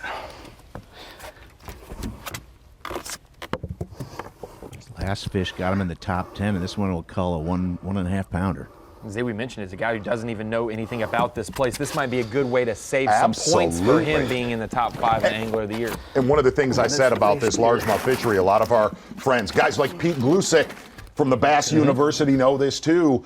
Boy, you get cloud cover on this body of water, those largemouth will get in inches of water all day long. Yeah, with Buddy Gross. We are watching a guy in the throes of one of the greatest rookie seasons we have ever seen here in the Bassmaster Elite Series, trying to get it done, maybe get the win done right here. Well, we are so happy to bring all of our team in this first couple of hours of coverage. Dave Mercer from Canada, just across the border. He's our stalwart. He's our guy in charge of the weigh-ins every event, and a guy we look for knowledge on this particular body of water and so many other places. Dave, what have you got for us? Where are you? Well, I'm with the guy that a lot of people are probably asking questions about right now, and that is Brandon Palnick, and everybody, thinking he's going to be out in the lake, right? Well, he did not make the run to the lake. We're only about 6 miles from takeoff, obviously heading towards the lake. And he's having kind of a tough day. And when I talked to him about it, what he feels is happening, and it happens a lot of times here on this body of water, is when you get the river running one way and you get the wind blowing the other direction, that river bite can be really, really difficult. And right now, he's having kind of a tougher day. I asked him straight up the question that everybody wants to ask is, why no lake? And he just said, he's kind of kicking himself. He said, I should have went to the lake. He said, I should have known better, the way that, he said, I had my best day in pre-fish here in the river, so I stuck with the river, but I should have known with the current going the same direction as the wind. He generally is a lot tougher in the river, and we're going to have to watch and see how it works out. But one of the things we talked about this morning, having that extra time gives these guys an opportunity to recover and not take a long time to recover on the same river as we look year after. Having a little trouble here. And Dave, if you do decide to go all in on the lake, is that an all-day commitment? You will have more time to fish, as you pointed out, since we're going out of where we're going from. But is it an all-day commitment, or can you somehow factor your bets and get some river fishing in? Well, I think that's really the biggest difference. Is in the past it was an all-day commitment, but I believe now, with running it out of Clayton, they have the opportunity to run out there to the lake or to stop on the river. Right now it's not even 10 o'clock. Brandon Palnick could still pick up stakes, run to the lake, and get it done. As we saw, the last time he won here, literally had an hour and a half to 2 hours of fishing time. It doesn't take long out there, so whether you're making the run, starting in the river and then going to the lake, or going to the lake, come back, it's going to give you time to right the ship. Dave, thanks for the report on Brandon Palnick. A lot of people following him through this because of his great win on the lake in 2013. Right. Dave Mercer, our Bassmaster MC, who, if you fish for largemouth here, everybody knowing smallmouth win, Dave will beat you down on the stage if you weigh a largemouth in. I remember that last year. So you've got that to deal with as well. I'm going to be honest with you. I'm not going to make fun of Buddy Gross, though, to his face. No, sir. He's got the check to prove that he can make his own decisions at the moment.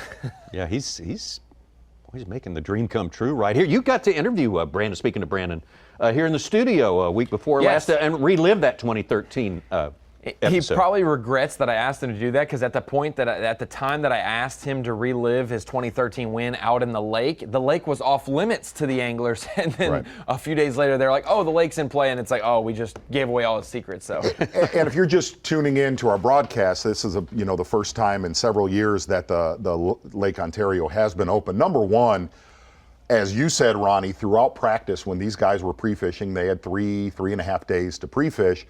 2 of those days, it blew 15 to 30 miles an hour. That is one of the roughest bodies of water on Earth. It's a great lake for a reason, but that certain section where that current funnels into the St. Lawrence River is brutal. It is brutal. And by Sunday, by Championship Sunday, we're supposed to see the winds come, and when it comes out, look, it's not bad out of the north or the northeast or the east. It's when it comes out of the southwest and has 400 miles to build. Tommy Sanders, you've been out there with me. We've seen days wiped out many times. It makes baby cry. Yes, it does. For a long time. Profoundly cry. And what it also does is it affects the river as well, even though it funnels down. That current gets even stronger in that direction, whereas it's the opposite today with Mercer. He was saying the wind's coming the other way. Against the current, it slows it, makes those things different, and it would maybe help the lake. The other person, Chris Johnston's brother Corey, has lived out in that lake today, and he has lived in areas that notoriously have played in a big way. To me, he is the X factor right now in our field, especially of guys that we're covering. Let's go out to that last year's champion, 2019 champion, and we just saw recapped there, Micah Frazier. Another drift. Yeah, we kind of started in one area this morning and caught a few. I actually have probably caught a limit by now. I've got 4 in the live well, but I've thrown back some smaller ones and one that was bleeding. I don't really want to put a little one in there. It's just kind of pointless, but we ran up to a different area and running some waypoints where I got some bites in practice and just stuff that's historically good over the years. And I'm just dragging a Ned dinger on a jig head across some of these shoals. Looks just like a little Gobi. It's a pretty effective method here on the river. So that's pretty much what I'm going to do all day, whether I catch them or not. I know that thing catches them, and if you get in front of enough fish, usually you get the bites you need. So that's what we're doing, and just trying to get some bites right now. It's kind of slow so far. Micah Frazier, again, his story from last year was running for 10th place on the final day, all the way to capture the victory. And as Such said in one of your articles, coming from 10th to 1st is all the rage, right? Becoming a trend. We've seen it more than one time. It was very dramatic. Those special drifts, just really perfectly done by Micah Frazier on that final day, made it happen for him. And we've covered, in the better side of like 3,000 bass tournaments together. It was so rare to see a guy in 10th place come up to win a tournament. Jamie Hartman, Lake Gunnersville last year, we were in studio virtually not even watching Jamie Hartman, comes back for the win there. And I can't explain why it's happened so much in the last 3 to 4 years. 3 of the last 7 elite events, not counting the Classic, I think when have you been go from to the, 10th to 1st. When you go to those places that have big bass and you're in contention, you're just in striking distance. That's the deal. When you're on a lake like you follow, like Buddy Gross right here, where the 27 pounds is a possibility, that's where it really gets dangerous. Anybody in the top 10 can bust a bag like that. Frazier explained to me, yeah, it's just ninth inning home run. He says that's why it's a 4-day event. Well, Buddy Gross, again, 27-11 is still staggering. We were all just asking ourselves, what did we just see? That final day of our most recent tournament there on Lake Fall. Let's take you out to Buddy Gross again. We've been spending some good time with Buddy Gross here the last 30 minutes or so. He's been catching the largemouth. It looks like it might, too.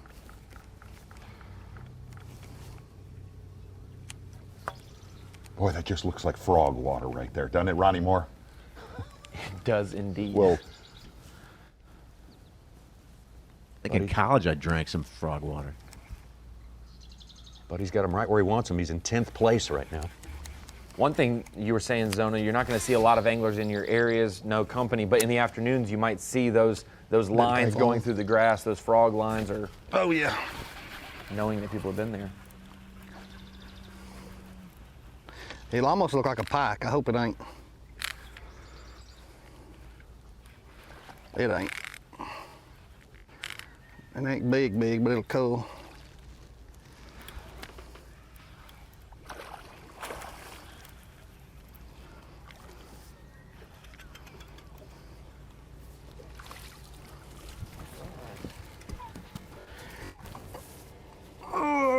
Come here, feet. I can't even get him in the boat.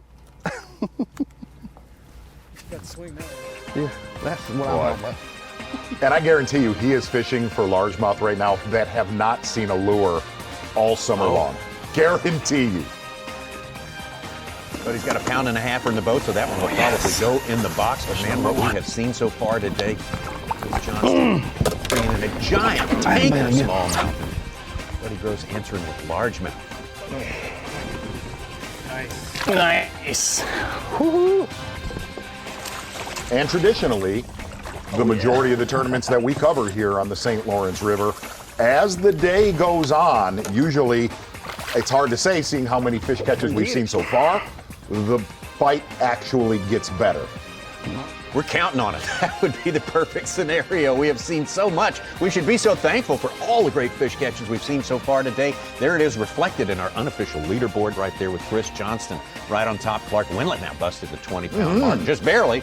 That is very impressive this early on day number 1. Buddy Gross now joining into the top 10 along with Robbie Latuso, Tyler Rivette, a couple of Louisiana anglers. We have got quite a cross-section of America doing well on the St. Lawrence. We'll take a break. Be right back. The SiteOne Bassmaster Elite at St. Lawrence River is being brought to you live by Mercury.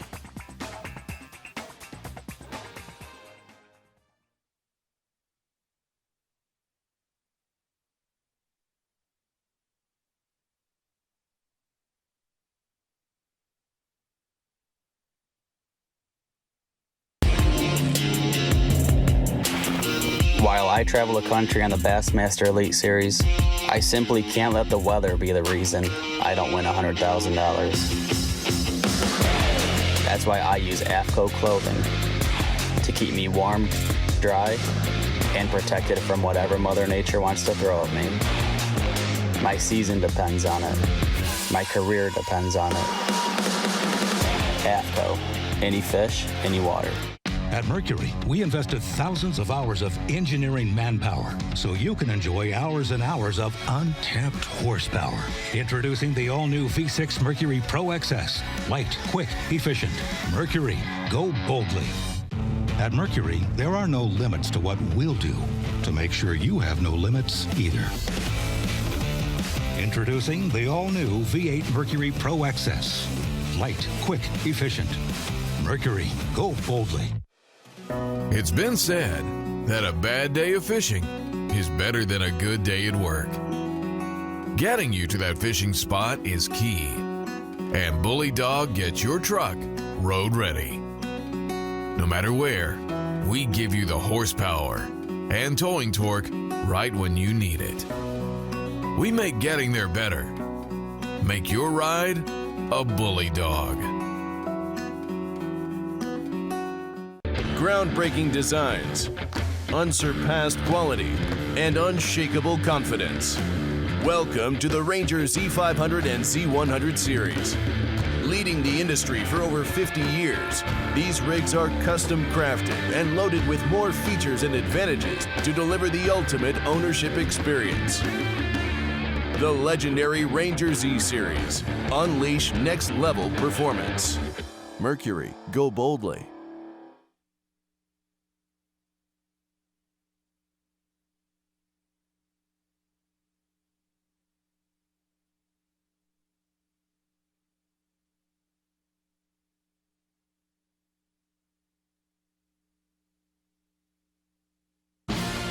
You're watching the SiteOne Bassmaster Elite at St. Lawrence River, being brought to you live by Mercury.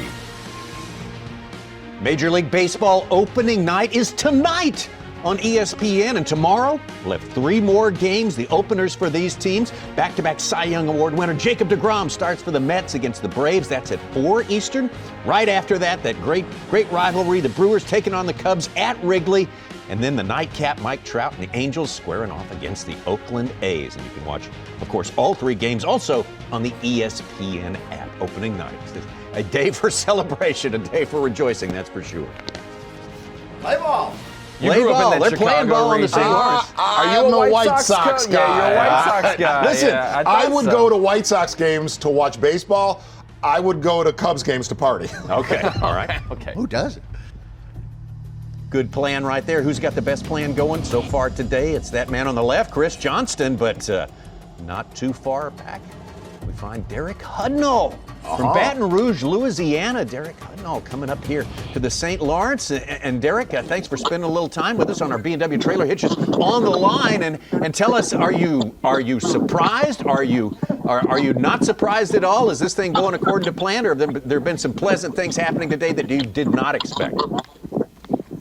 Very pleasant for sure. This was just a spot that very inconspicuous that has a little current break to it, and I caught a big one in practice, and I made several drifts on it in practice.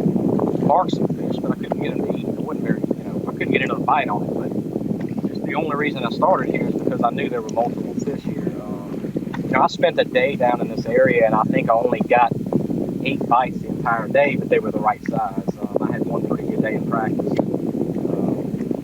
So I pulled up here this morning, and there was a really big school sitting on top of the shoal, and full of 2-pounders and 2.5s. And I don't know how many of those suckers that I caught. I got one right now. Let's watch Derek here. See if we can put this one in the boat as well.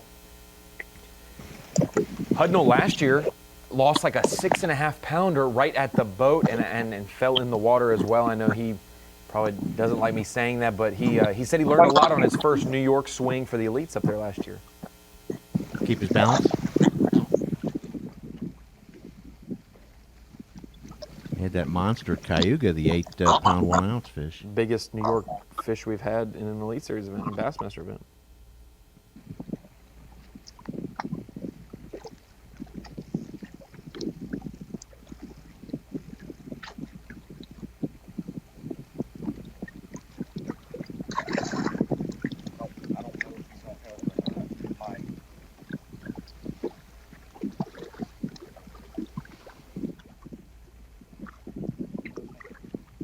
He's one of those Louisiana guys, like you mentioned, that tested himself in the opens. He could have fished just the Centrals or just the Southerns back in the day, but he used to go and fish the Northerns just to get a taste of New York, prepping for the day he qualified for the elites. And now that he's here, he fished last year in the Northern Swing, fishing this year. We saw him at St. Clair show out after a few days of competition. Hudnall's getting his bearings for sure up north, and I think that's going to help him going forward in his just career. a lot more comfortable Yes. having some time under your belt on water like this, not having grown up, fishing for smallmouth. It's a different world for sure. Derek in his second year on the Bassmaster Elite Series. We got to know him at the Classic in Knoxville a couple of years ago. And Scott Canterbury, really slow day so far, and said this was his toughest practice ever as being a Bassmaster. Well, last year he came up here without ever being here before and got a third place finish, took the AOI lead, and sprinted home. And I'd like to note Clark Wendlandt has taken the lead, and Brock Mosley culled again with a 4.5 pounders in third place. One of the things that went on here last year, there was a 4-mile stretch basically from, call it Morristown, really around the Ogdensburg Bridge, okay? That stretch of this river just had better quality over the rest of the river. And I'm going to tell you right now, we're seeing this stretch of the river really south of Wolf Island, around that Carlton Island area, that just has that better than average size bass, at least from what we're seeing throughout the rest of the St. Lawrence River so far. You're right. Every angler since 2013 has credited for landing in the right place on this river to unlocking the victory. Hey, here we go. We're going up to the other end of the river right now. We are. Picking up with Gerald Swindle. Tommy, that B&W trailer hitches on the line has been great. 2 fish catches with both guys we've seen, Brock Mosley and Derek Hite. Good point.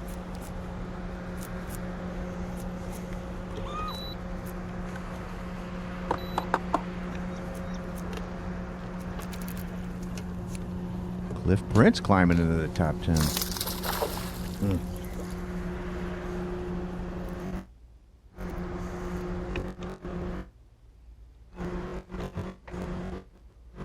I will say I've watched basically every minute of bass fishing possible over the last few years, and this is a stretch or an area that he did well on his Angler of the Year. Exactly. The 2 years He's that he big, did but he's 5. Yeah, went top 10 up here in 17. Yeah, and I think he was top 12 in 2013 as well, the first year. I think one of those years, 2013, yeah. In 17.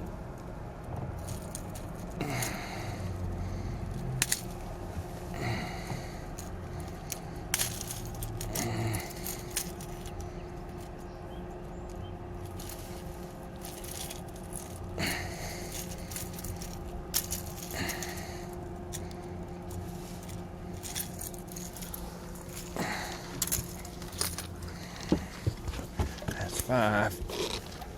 It's about a 2 pounder, but that ain't much. Why didn't that old biggin have it like that? Wearing like a set of earrings, just twisted up in that face. We got 3 Angler of the Year titles represented in those 2 boxes right there. Last year's AOY, Scott Canterbury. Yeah, I was going to Swindle. give him to him. Well, he's fat, but you know. 2-time AOY Bassmasters. Going all the way Get back to there where that 2004. big one was, because I seen another cruise. You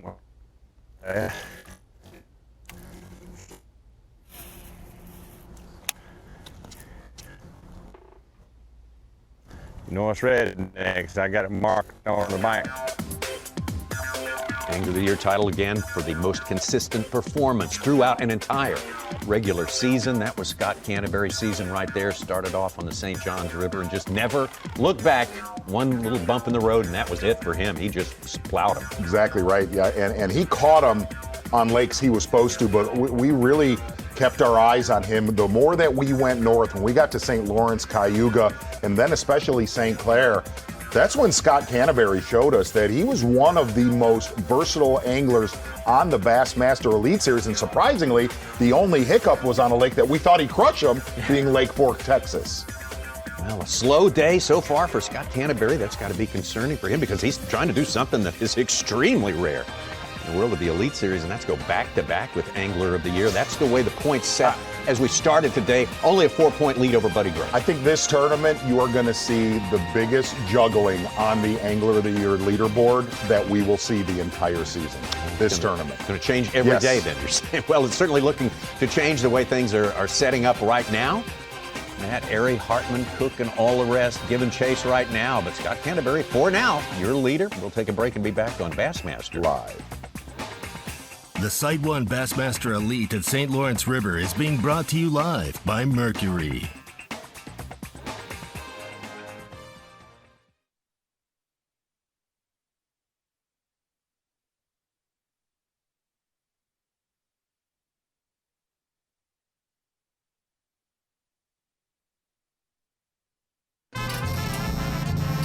What do a taco and a taco truck have in common?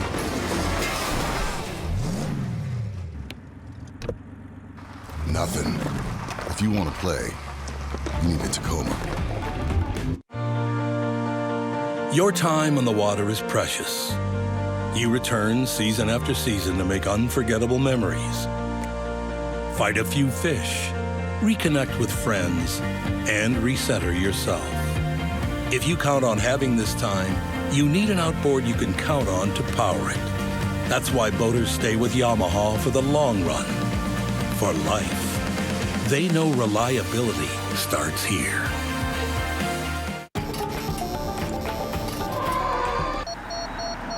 Pre-collision system, standard, on the 2020 Tacoma, so you can go from one epic playground to the next. If you want to play, you need a Tacoma.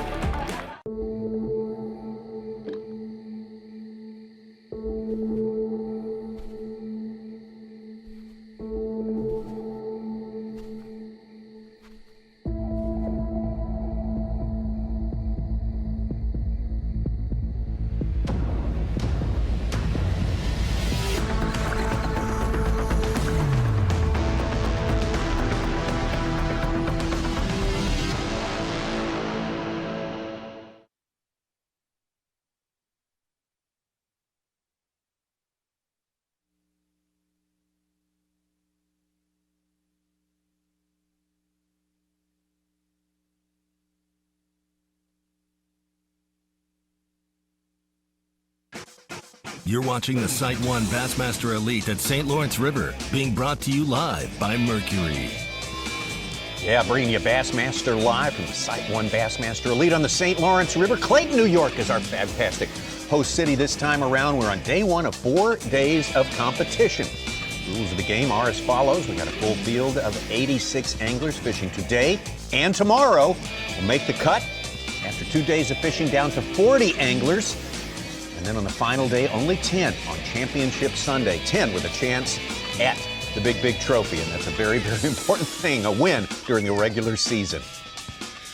And over to the screen of knowledge. And we've got dual captains here at the screen. So what do we got for you guys? Wanted to bring you in for a little bit of AFCO Taste the Bait, and it's not necessarily the specific baits that the anglers are using out on the water, but the forage and the reason they're using those baits, and that's something you mentioned, an invasive species, which invasive sounds bad, but it's not always a negative with the lakes like this. Exactly right. It was really the perfect storm back in the mid-90s. Prior to the mid-90s, you fished really in the river for largemouth, like we're seeing Buddy Gross do today, or you went to the lake for smallmouth, and that traditionally was how every single tournament would transpire.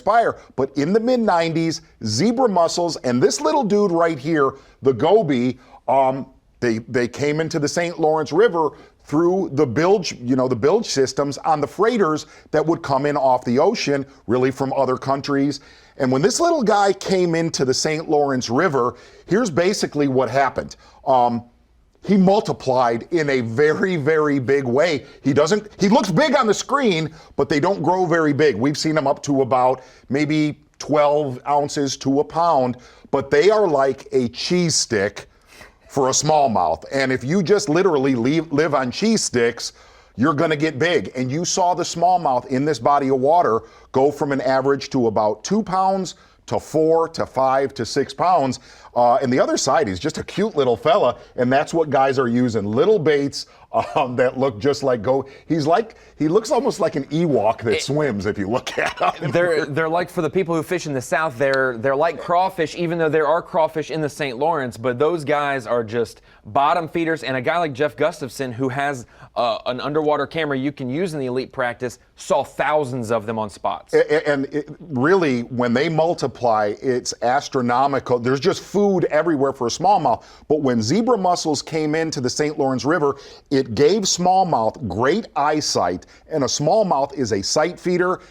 Basically, he's a sight feeder now with an enormous buffet to just eat and eat and eat. That dude right there is basically what totally transpired. It made the St. Lawrence what it is today. And that's your AFTCO Taste the Bait. Whether you're actually talking about the goby or baits that look like gobies, that's going to be the key this week. Yeah, the little bitty fish that changed this body of water in a big way, a great way. If you talk to any smallmouth bass angler right there. Let's take a look at our hummingbird lay of the lake. We're flying over Lake Ontario there as it's pointing toward the north and the east. Of course, all the water that comes through the Great Lakes flows through Lake Ontario and flows through that body of water right there, the St. Lawrence River. We don't do justice for the size, the power of the water flowing through this when we look at the pictures, but it is current to the max. Gobies make me so excited I can't speak English anymore. Well, they make me excited. Really, they look like little baby Zackers, you know what I mean? But as you take cheese sticks away, they went from a cheese stick to Zackers. Ewok to cheese sticks to a baby Zackers. As we go really throughout Morristown and Ogdensburg, you see Jeff Gustafson really fishing a lot of the same areas that we saw him last year, all the way up to, I believe that's Gerald Swindle making one of the longest runs. He and I believe Seth Fighter making a long run almost all the way to Messina, New York. A lot of what we just talked about there made zero sense, but it sounded very, very cool. No, it's made perfect sense. I mean, that's it is illegal to use goby live as live bait. But really, though, listen, not just here in New York, the entire Great Lake system and any tributary.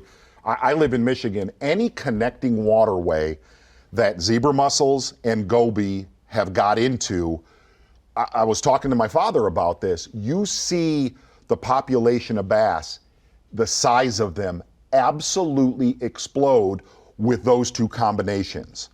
When you give fish 20/20 vision and you give fish an all-you-can-eat buffet, it is staggering how fast their size explodes, like literally 2 to 3 to 4 years. People from the southeast can relate. They've seen species like the blueback herring come in and provide a similar buffet for the bass down there and have a good effect on the bass fishing.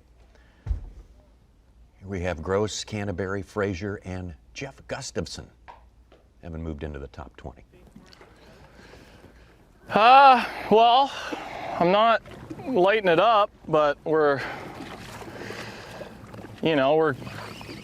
got one big one and a couple medium ones, so could be worse. I'm back on my starting spot here. There was just a lot of fish here the other day, so and I made a couple passes and I caught a couple, but doing one more drive-by before I start sort of heading back east, or west rather. And I've wasted a little time sort of on my shallow campaign, which I was a little bit afraid wasn't going to be good with all these clouds, and it wasn't. So after this stop, I'm going to get on some main river humps and fish a little bit deeper. And I've got quite a few places that had fish on them, so I'm feel pretty good that I'll be able to catch a few yet. I got lots of time. Trying to catch big ones, so.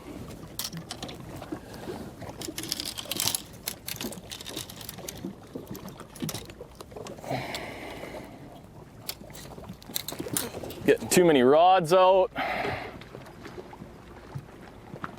Oh, man.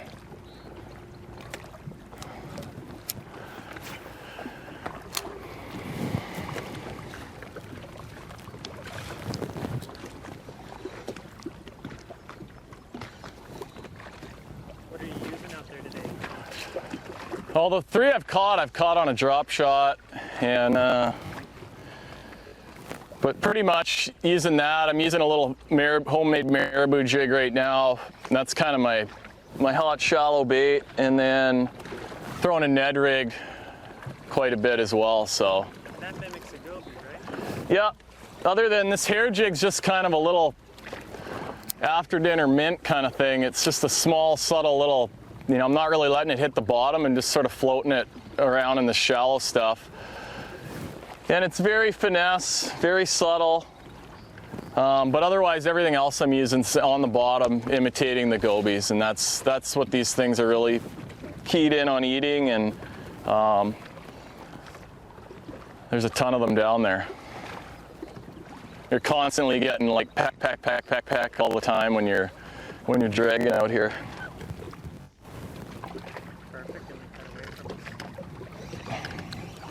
Okay.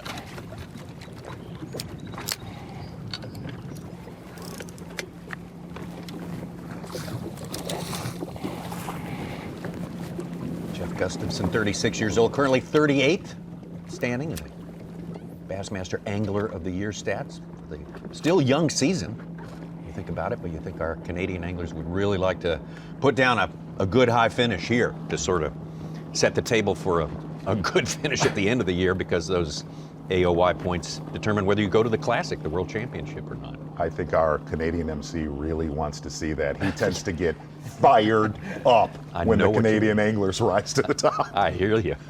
I know what you mean. There's our TH Marine weather. Today, right now, you can see cloudy, wind coming out of the south, 4 miles an hour. Very agreeable temperatures, high 78, low of 63. And much warmer water, according to you and Davey. Yeah, some of the warm, we talked to a lot of local guys, and we have fished up there a ton. Some of the warmest water a lot of guys have ever seen this time of year. It's been 90 to 100 from Wisconsin all the way up to Vermont for the last few weeks. One thing that's different about this year compared to last year or normal years is, like you said, Tommy, this is only our third Elite Series points event of the season. Normally, these guys who are from up north have to survive 4 or 5 southern events before we go up north. This year, if they've already struggled, they need to get it done now, because we will spend the second half of the year back down south when it is tougher.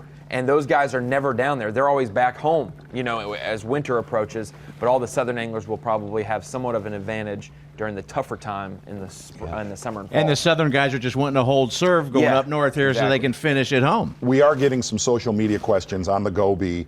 If they have teeth, if they're angry fish, if they bite. They are not. They're actually quite friendly, docile. Teddy bear. They're pet worthy. We're not promoting that, but they're not pet worthy. There's a Gobi in Hawaii that can climb up a 350-foot cliff straight up as long as there's a trickle of water. I just saw it yesterday. Really? Yes. Wait, they're creepy with its mouth. It was suctioning onto the rock wall, climbing up to get to the top of the stream. That's a horse-faced a brand of Gobi. That's a horse-faced species of Gobi. Okay. Not this kind of Gobi. Check that out. These will cover 100 in a square yard of bottom. Water drop. I'm calling tall tail. I'm calling you know what on that. Oh, I researched the Gobi. Yes. Creepy. Attack you at night on land. That's right. If you hear that slithering sound behind you, start running. Clark Wendlandt is now overtaking the lead by 4 whole ounces unofficially, ahead of Chris Johnston. Brock Mosley having a great day. He from Louisiana, Derek Hudnall. Brock Mosley from Mississippi. Such a great breakdown. A lot more changes on the way. We'll take our break and be right back. The SiteOne Bassmaster Elite at St. Lawrence River is being brought to you live by Mercury.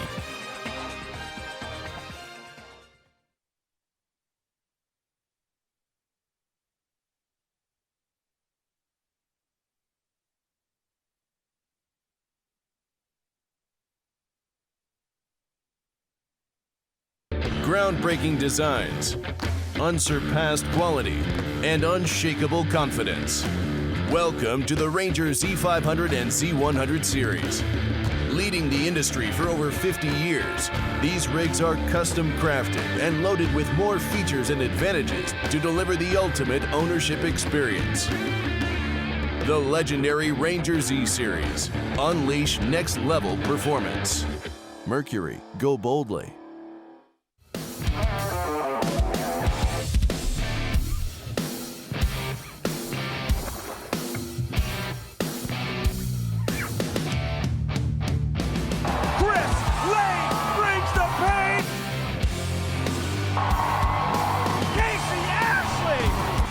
Second son gets it done. Jordan Lee, back-to-back domination, unbelievable. Fish and win with Skeeter Real Money. Fish out of your Skeeter boat, win a Skeeter-approved contingency paying event, and you could add $5,000 to your winnings. Just enter, fish, and win. It's that easy. Rules and conditions apply. Visit SkeeterBoats.com and click the Real Money logo to register and learn more, or visit your local Skeeter dealer. Fish, win, get paid up to $5,000. Go to SkeeterBoats.com and see why now is the best time to enter, fish, and win with Skeeter Real Money.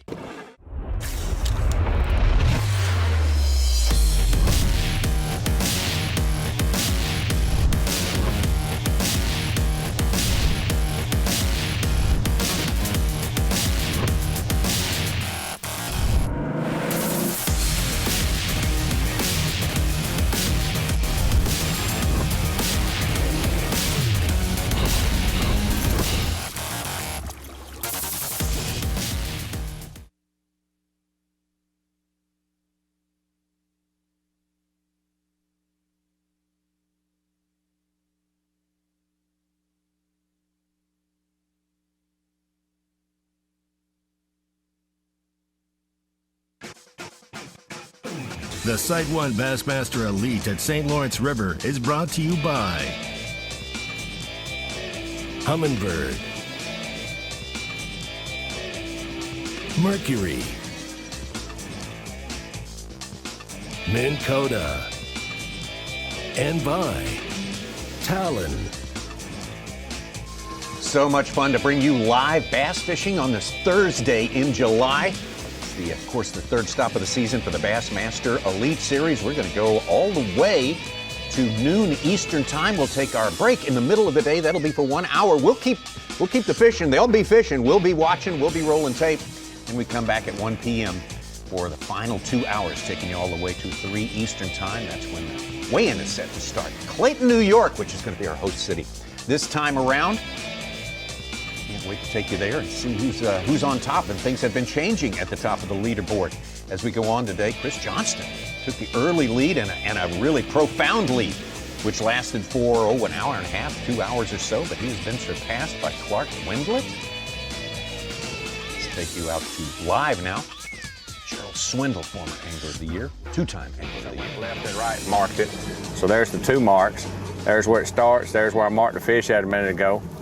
This should be the side on this far side to the right, so I'm going to watch it come up right here. Should start to see the road.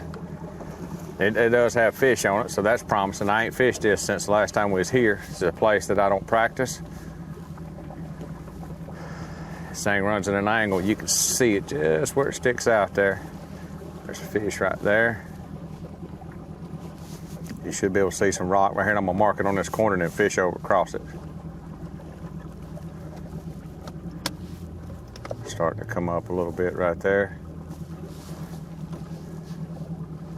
And there's the beginning of it right there, so you can mark it there. And then I want to do this. I want to go over to my upper screen, and you can see that rough place right there. I want to mark that also. So now look at the fish on it. It's in big dots. Now, if I don't screw this up, we'll fish to catch some. And I don't plan on screwing this up.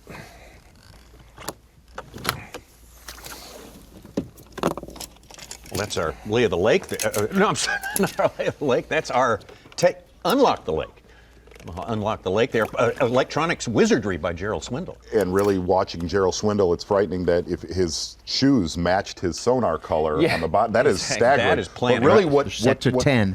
That is an old roadbed. If you get on any Google Earth, you could see that roadbed that stretches on the Canadian side. It actually comes into the U.S. side where Gerald Swindle is. And he was marking that rough spot of that old roadbed, and then you saw the little dots, okay? Those dots on the bottom of the fish relating to that roadbed. And when he'd scroll over this way, that roadbed, what I do is I always try to get behind the road, just sit right behind it and throw up there and just drift right back over. And he just puts a waypoint where he can go over that exact spot of the roadbed. See.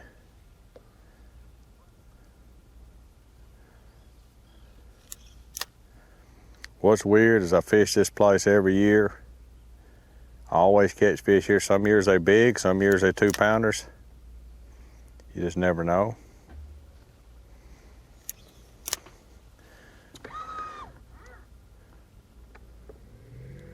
And it's a great Yamaha unlock the lake in After the fact years that and years of fishing this stuff, you just have some places that, well, just some places I just don't practice. You know, like you just know fish get there. And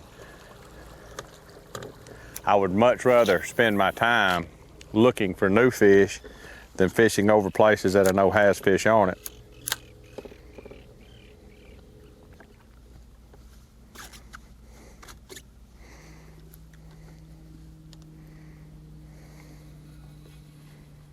saying that's a good Yamaha unlock the lake because he graphed to find those rocks, to find the fish. Sometimes you don't have to do that, but when you're drifting like he is in the river where the current's going to flow through, you have to go get ahead of them and control yourself as you float down through them, whereas people on the lake like Corey Johnston, a lot less current impact can just drop straight down on them. 22 down to... Gerald Swindle, one of the most high-profile, flamboyant characters, let's say, and high-achieving, high-functioning characters in the world of bass fishing for these many years now living in the Gunnersville, Alabama area. 275 tournaments, 54 of which he has finished in the top 10. Grinder. Oh, no man. doubt. Well known as a grinder, and look at those 2 Angler of the Year championships. That is the most impressive part of his whole resume right there. 04 and 2016 as well, coming back after those many years to get it done. That's a hard thing to do. And we've covered a lot of, not tournaments, really seasons that Swindle has done a lot in events with a little, not being on a lot and maximizing that. In fact, those 2 Angler of the Year seasons, we got to see that. Oh, yeah. One thing with him, it's always he got better each event. Or each day of the event. He would start out in 25th, 26th, work up to 15th, make it into the top 10 going in the final day, with these, and then finish up in the the top bait's 5. got to hit to get the bait right here on the bottom.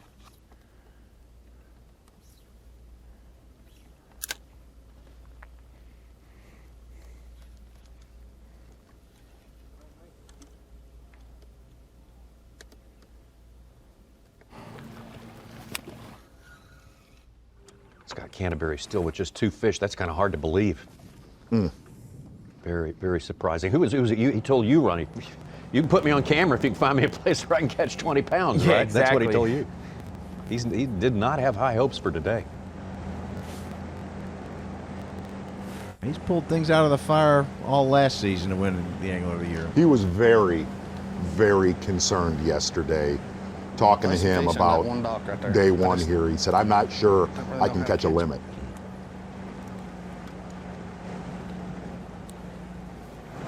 Scott Canterbury fishing exactly where we covered him last year. I guess it is, no, but I figured I might have just relined it.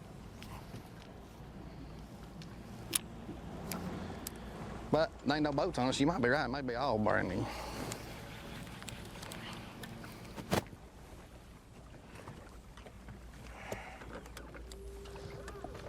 Gosh, did you see Swindle's graph right there?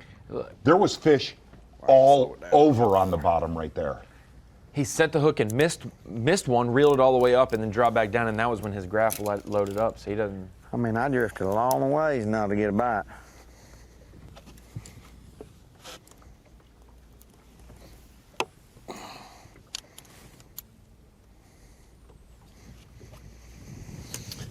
And because it's cloudy, I'm going to give him a shot of... Not even. I saw the light on there.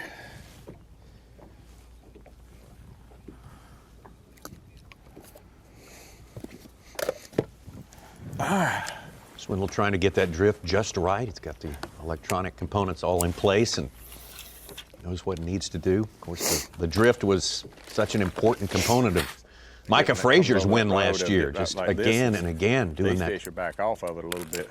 That productive drift is what, Just over in the end, got him the win. Take it back to 2019. Through the tournament, Micah Frazier doing well enough to make it into the top 10 in the 10th place by about 3 or 4 ounces. But look what he did on the final day. Saved the best for last still doing that same thing, catching numbers, doing that trip. And Micah Frazier was one of the anglers that said he just felt that there was a better than average smallmouth in this 3 mile stretch. And really, a lot of our leaders were in that 3 mile stretch. And it's kind of what we're seeing transpire today, closer to the lake this time around.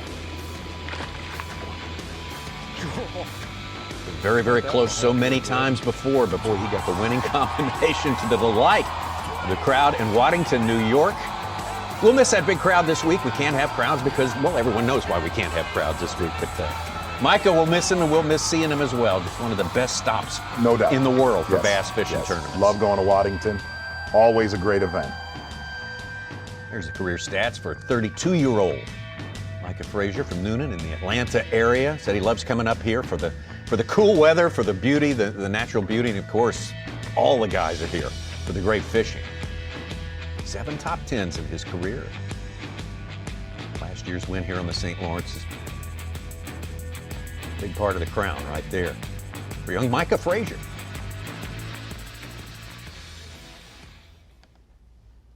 Come up here, I find myself catching. You'll sit there and catch 3 or 4 little ones, and then you catch a big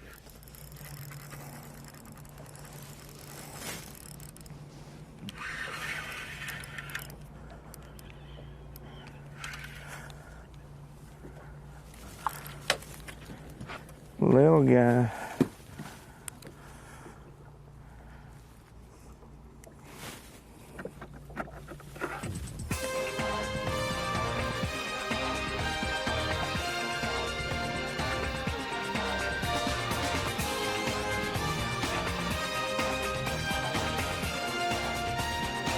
Well, we didn't see many scenes like that with Scott Canterbury last year. At all, in fact. No, at all Ever. would be the better way to put it. Yeah, absolutely. Clark Wendlandt on top. There are guys catching the good ones out there, and you can see them at the top of the leaderboard right there down through spot number 5. Chad Morgan-Taylor doing very, very well on this day. Plenty more fishing on the way, though. Our morning session still holds more than an hour's worth of great St. Lawrence smallmouth and largemouth fishing. We can take a break real quick right now, though, and come back and see you in a minute. The DeWalt Bassmaster Elite at Lake Eufaula is being brought to you live by Minn Kota.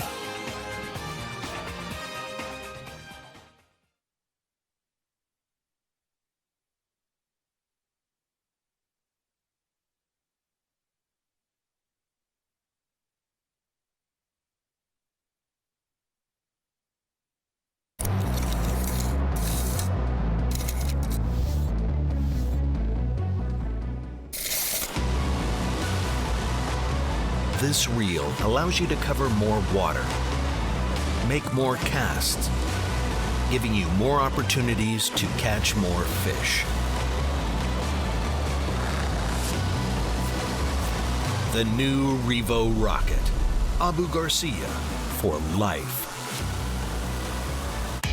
Introducing the Bass U TV app. Get the most out of your Bass U TV subscription and learn on the go with the Bass U TV app. Unlimited access to 700 plus training videos. Multiple new releases each week, including seminars, on-water videos, live shows, interviews, and other original content. The Bass U TV app. Never stop learning.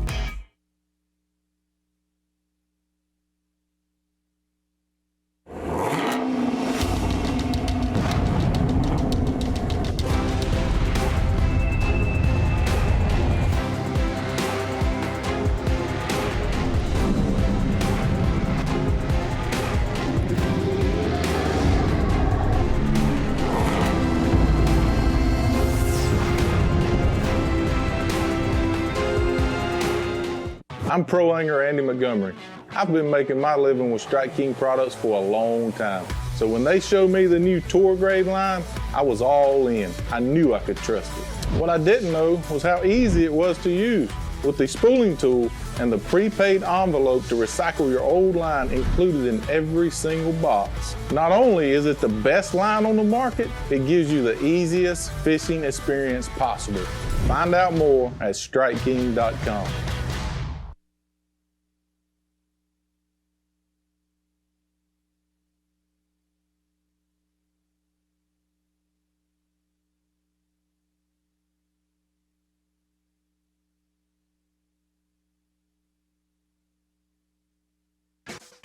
You're watching the SiteOne Bassmaster Elite at St. Lawrence River, being brought to you live by Mercury. Back on the St. Lawrence, third stop of the year for the Bassmaster Elite Series. Took us a good long while to get the season restarted after the first event for obvious reasons. And hey, hats off to all the people who worked so hard to make it happen. Here in New York, and this week, 2 events back-to-back. Next week, we're going to be at Champlain. There's your leaderboard. Bass Track has Clark Winland. We're trying to locate for you right now in the lead, just a few ounces ahead of Chris Johnston. Chris has put on a show for us today. Catching some big, really giant smallmouth to start our day, to start our Bassmaster Live show. And we look forward to plenty more of that. Chris out there, not too far from his brother Corey Johnston, who was all in on Lake Ontario. Corey Johnston had a tough time of it last year. I got to watch the entire day one of Corey Johnston last year, 2019 Bassmaster Elite Series here on the St. Lawrence River, where now look, this is something you don't see every day. The trolling motor was fine, but evidently the gentleman that Corey had to actually borrow that boat right there. There I am helping Corey. It was, I had never seen a day like this. He had to borrow this boat right here, and here was the worst part. He caught a huge bag of smallmouth in front of us, and then came to the weigh-in late, which could have cost him not only winning this tournament, but the Angler of the Year. I had never watched a day one. I've never watched a day of a bass tournament where everything went so drastically wrong, then right, and then wrong again. Well, and it came in late because of unfamiliarity with the borrowed boat, right? Correct. Yeah, it had the wrong time zone, right? He had to reset the graph, so there was no previous waypoints there. Struggling to say the least. Man, this side of the river's got my number, that's for sure. All my deep fish were gone, so I'm just running some shallow stuff here and kind of working my way back.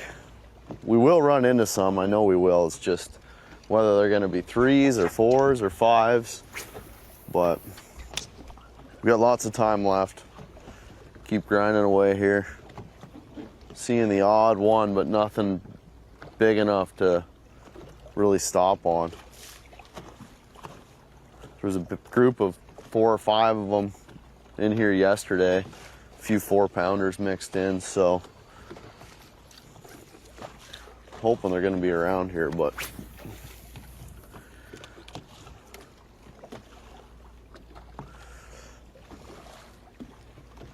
you see Chris Johnston fishing for you.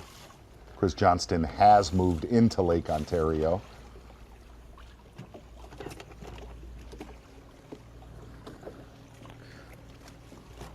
A lot of history from where Corey's at right there, from Grenadier Island to the mouth of Chameau Bay.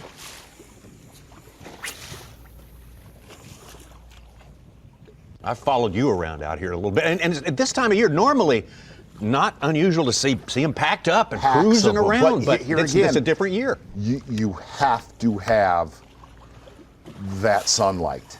Mm-hmm. That sunlight, number one, it lets them feed better, but a lot of the smallmouth that Corey's after, a lot of them get on very, very isolated, giant boulders. Bad. You've seen those boulders. Oh, yes.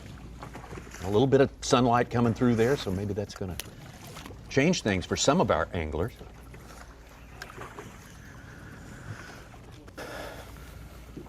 Sun just helps see these fish. It's, there's light spots mixed in with dark rock, and it's really, really hard to see these fish on a good day. And then we get the sun, it kind of makes them stand out more, and the sun also makes them just come up shallower. They like that sun. That's what they want to be doing, being up shallow with the sun when it's calm. I don't know if we've got enough of it today or not. Couple more minutes, we're gonna get out of here. Well, it is rare to see that lake that calm. That does not happen very often. Run into that group from yesterday. There's some pretty good ones.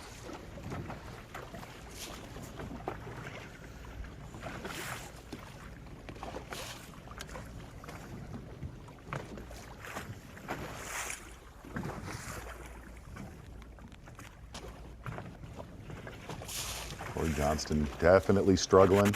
Little one. Brother Chris with a big, big morning. Having a little bit tough service way out in the lake where Chris Johnston's at right now.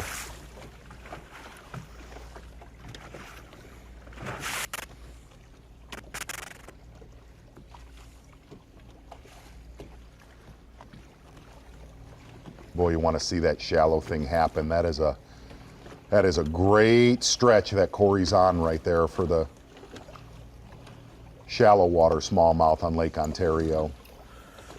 We give this another 5 minutes, and then we're gonna make one more little stop, and then we're gonna go where I know I can catch some 3.5s and at least get a half decent limit in the boat and go hunting for a couple big ones. Do you think it's time? Well, time for take a look at somebody catching some big ones. Is Yeah, that's the kind of time you're talking about? Means. Yeah. How about early and often for the Power Pole replay of the day? All eyes were on the Johnston brothers coming here, especially going off of their history the last really decade to decade and a half here on Lake Ontario and the St. Lawrence River. Well, one of the Johnston brothers lived up to that early this morning in the mouth of the St. Lawrence River where it connects into Lake Ontario. And here's the best way to put it. Chris Johnston outfished everybody within 50 feet of his boat. Davey Hite said it was a display to watch him lay a beat down on the field that a lot of the field had their eyes on Chris Johnston earlier today. That is the Power Pole replay of the day. And you get to see Chris Johnston with what we would call a 22 to probably 23 pound bag. Unofficially, we have him right around 21 pounds. Managing that area, getting out of there, and kind of leaving that primary area to the anglers that watched him catch him. You are the Power Pole replay of the day, Chris Johnston. Boy, he is way out there too. One of those guys who was witness to that to the aforementioned beatdown was Greg DePalma, who left the area also. Yes. Clifford Perch is the only one who remains there.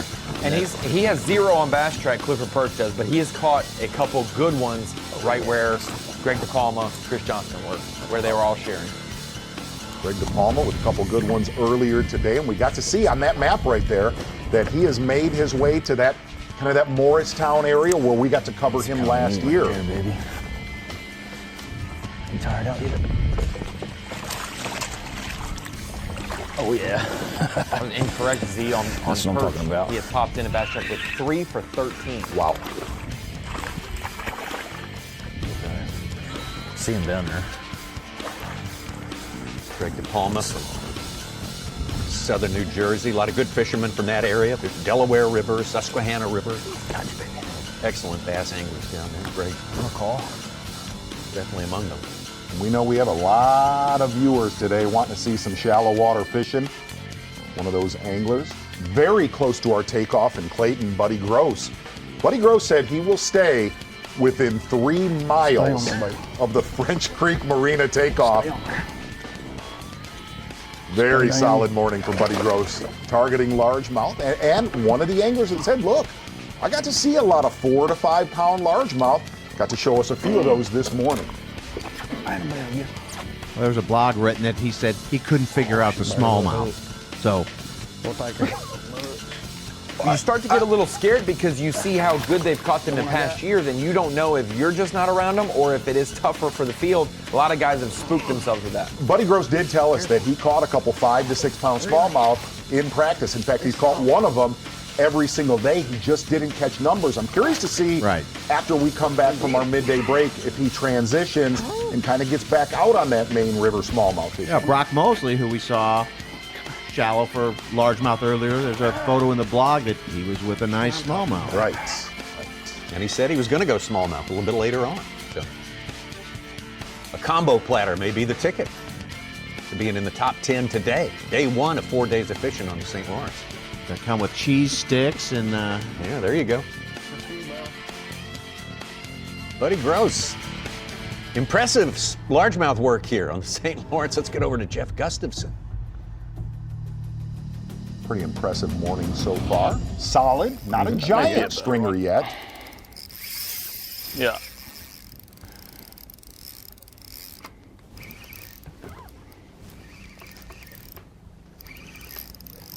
Good one earlier today for Jeff Gustafson. And as Ron Moore said, a lot of these fish he literally saw on his AquaView camera and sent us some of the screenshots of some of those smallmouth on and really he said chasing them around. A lot of the fish that he found this week has been with that camera and not his electronics. Oh, gets your heart pumping. I haven't seen this one yet, but it's feels like a big one. It came up right away and wanted to jump, so I'm pretty sure it's a bass. But it's really digging and staying down there. Hopefully it's a bass. This is his best fish of the day that we saw. Oh yeah, that's a big one.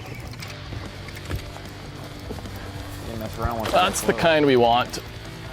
Nice. Woohoo! That's a St. Lawrence River 5-pounder, baby. Yes. That's more like it. That leads our Phoenix Boats Big Bass of the day at 5-1. Nice. Good work there by Jeff Gustafson. We've seen one or two in that ball. Unofficially. Gustafson hanging in the top 20, around the top 20 right there. That would be his best finish if it were to end right now, but we're a long way from that point. Clark Wendlandt of Texas, the Austin area, on top with 21.5 pounds. Chris Johnston, who we suspect may have pretty near that amount or more. Mosley, Hudnall, Morgan Taylor, and the rest. We take a break and we come right back. The SiteOne Bassmaster Elite at St. Lawrence River is being brought to you live by Mercury.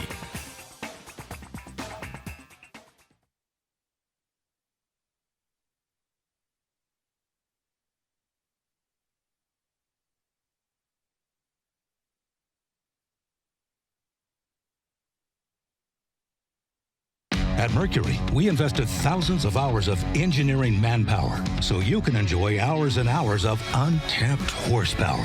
Introducing the all-new V6 Mercury Pro XS. Light, quick, efficient. Mercury, go boldly. At Mercury, there are no limits to what we'll do to make sure you have no limits either. Introducing the all-new V8 Mercury Pro XS. Light, quick, efficient. Mercury, go boldly. It's been said that a bad day of fishing is better than a good day at work. Getting you to that fishing spot is key. And Bully Dog gets your truck road ready. No matter where, we give you the horsepower and towing torque right when you need it. We make getting there better. Make your ride a Bully Dog.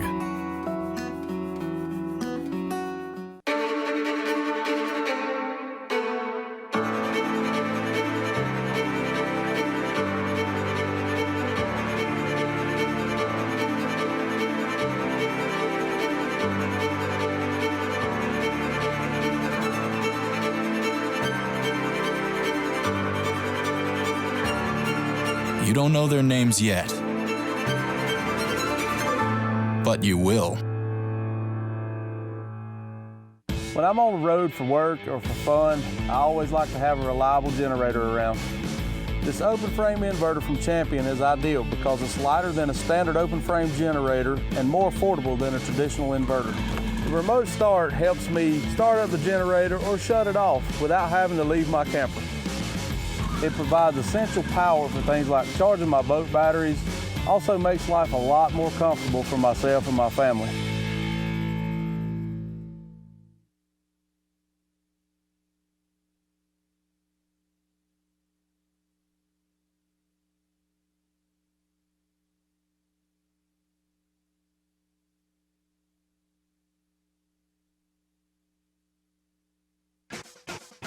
You're watching the SiteOne Bassmaster Elite at St. Lawrence River, being brought to you live by Mercury. Day one of this big elite event. Big because of the importance of the fishery. All the anglers look forward to this, not just for a chance to win, but just a chance to fish on this incredible, incredible place, the St. Lawrence River, and now Lake Ontario as well. We got one more hour, a little bit more than an hour left in our morning coverage. We'll take a break and then come back at noon Eastern time and take you all the way to 3 o'clock. Tomorrow, we're going straight through it, plowing straight through, start at 8 a.m., 7 hours straight. Bassmaster live coverage of day two, very important day moving day for these anglers. Either you make the cut or you don't tomorrow. So very important in terms of points and money and all of those things that sustain you, keep you out here, keep you a working bass fishing pro at the top level. Let's get out to Corey Johnston right now in Lake Ontario. He's going to give himself a little more time where he is, and he's hooked up right now live.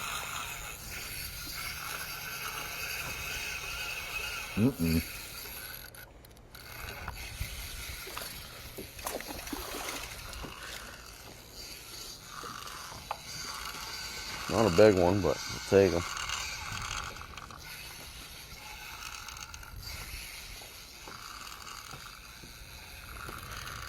This is a 3-pounder. The ones I seen here yesterday were 4.5 for sure.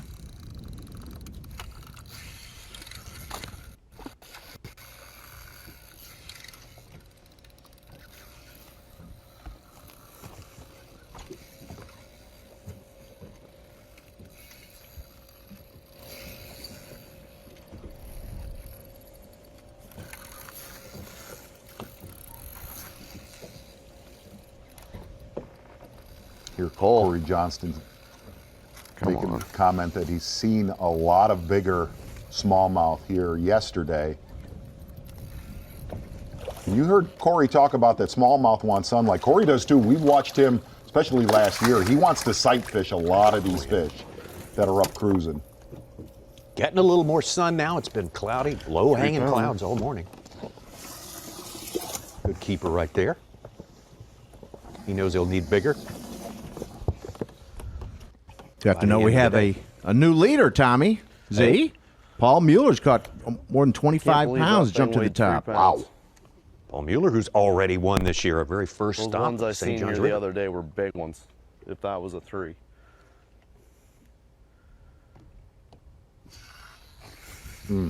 About Steve Kennedy jumping into 5th place with almost 20 pounds. Staggering how fast, when that sun just pops out, how fast it starts to happen.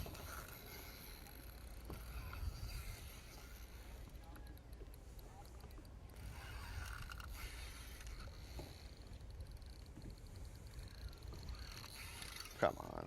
The other thing, a lot of the local anglers here that fish here a lot, and Johnston's know this, you've seen this, Tommy. There's a lot of slate rock here, okay, that comes out and cracks. And there will be a half-mile long crack in that rock, and those smallmouth will run those cracks back and forth. And a lot of times, those cracks it'll grow grass and almost make a little bitty highway for these smallmouth. You see it all over the mouth of these bays. Maybe even a little better. Another keeper there for Corey Johnston. Had a fantastic season last year. Of course, was tripped up here at the St. Lawrence River. But boy, look at that 6 top 10 finishes. He was in this race till the very end, till we got to St. Clair for the championship. And man, oh man, I'm sure he could not keep the St. Lawrence and what happened to him on the first 2 days out of his mind. It was interesting. We got to spend a little bit of time with him after the weigh-in on day 1 last year. And like we said, we had never seen a competition day like that ever, where your primary boat had mechanical issues, then your borrowed boat was basically, you're falling to pieces is what was going on. The world was exploding. Right. Yeah. And there was a lot of things we could not air from day 1, but as time has gone on, Corey will have fun with that. But it was a train wreck the entire day. And he had a huge bag by the end of the day and just miscalculated with his GPS and came to the weigh-in late. Perfect storm of everything that would frustrate a tournament angler for sure.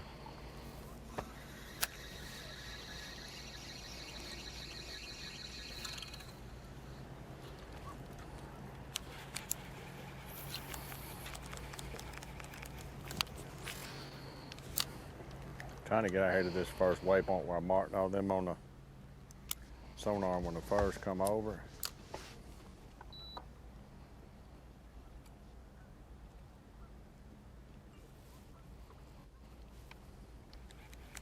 All right, let's just go right around this corner. Let's knock you think somebody in.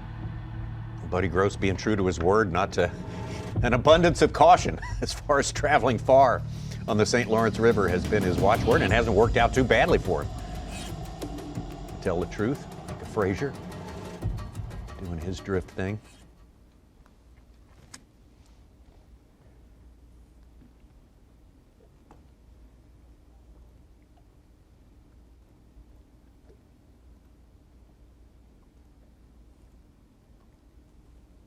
Pounds. He knows he's got to have to up the size all the way through his limit here. Boy, from that Morristown, at least what we've seen so far, where we've had cameras, really from Morristown to just worms a little too east of Ogdensburg has been very, very slow so far today.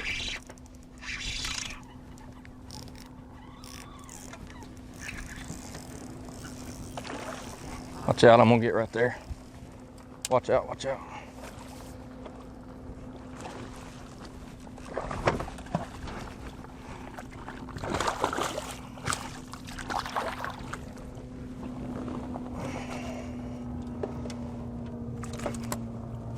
The scoop and score.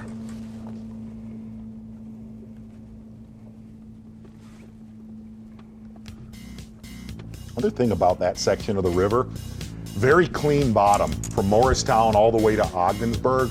Very clean. You don't have a lot of that algae where your bait gets hung up. There's the resume for Micah Frazier there. Atlanta area. Still early on in his career. 7 top 10s though. You got to win. Wins are hard to come by. To have one that early on in your career is a huge boost for Micah Frazier. Remember fondly the year 2019. I think we're seeing Greg DePalma right now in that Morristown area where he caught him last year. I think he left that Carlton Island area where he started with Chris Johnston earlier today. Fished a little vegetation last year, did Greg DePalma. Got some good keeper largemouth out of it. Shipwrecks and other things, yeah, with the Carolina rig and not a spinning rod. Mm-hmm.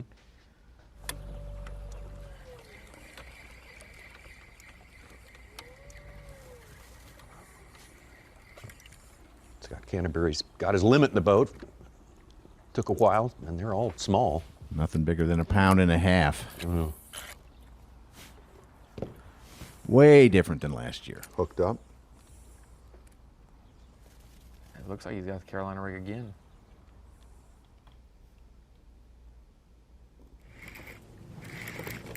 Oh, it's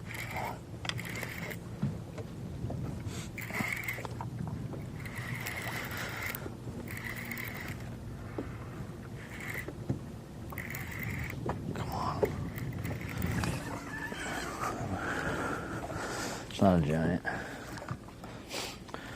I couldn't tell how big it was, but the way it was pulling, that thing took off. Get up here.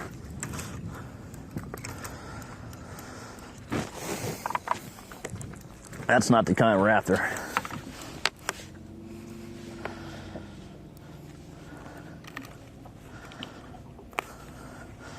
don't even think. I gotta get that one small one in there. Oh, easy for help.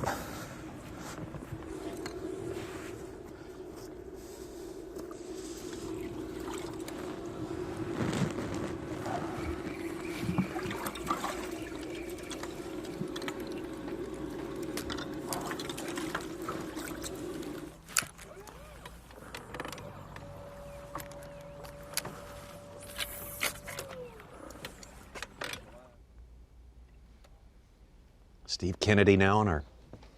Well, he's one to watch really on his history on this river. Why do you say that? Because there's been many times where he said he felt that he was on or had hooked the winning fish in tournaments past. And generally, he's one of those anglers coming here that wants to be very, very shallow. Yeah.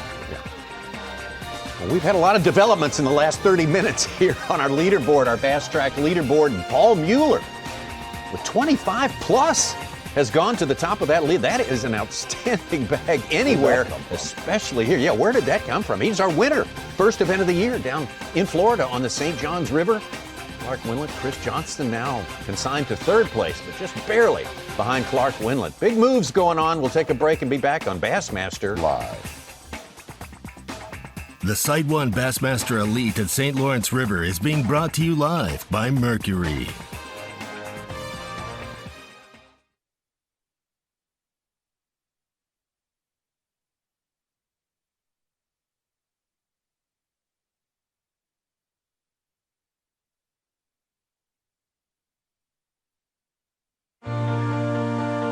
Your time on the water is precious. You return season after season to make unforgettable memories. Fight a few fish, reconnect with friends, and recenter yourself. If you count on having this time, you need an outboard you can count on to power it. That's why boaters stay with Yamaha for the long run, for life. They know reliability starts here.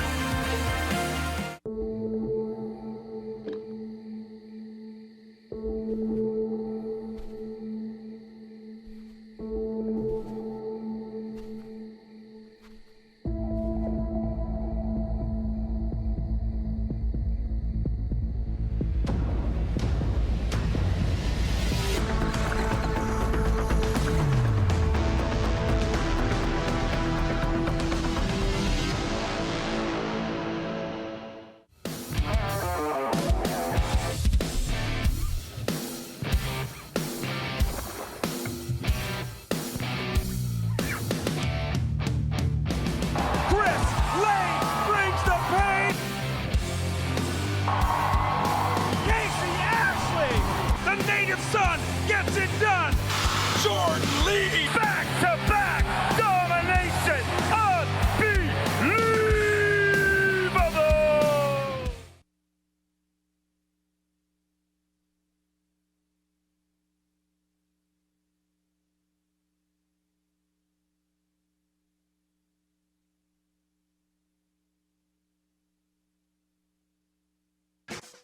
You're watching the SiteOne Bassmaster Elite at St. Lawrence River, being brought to you live by Mercury.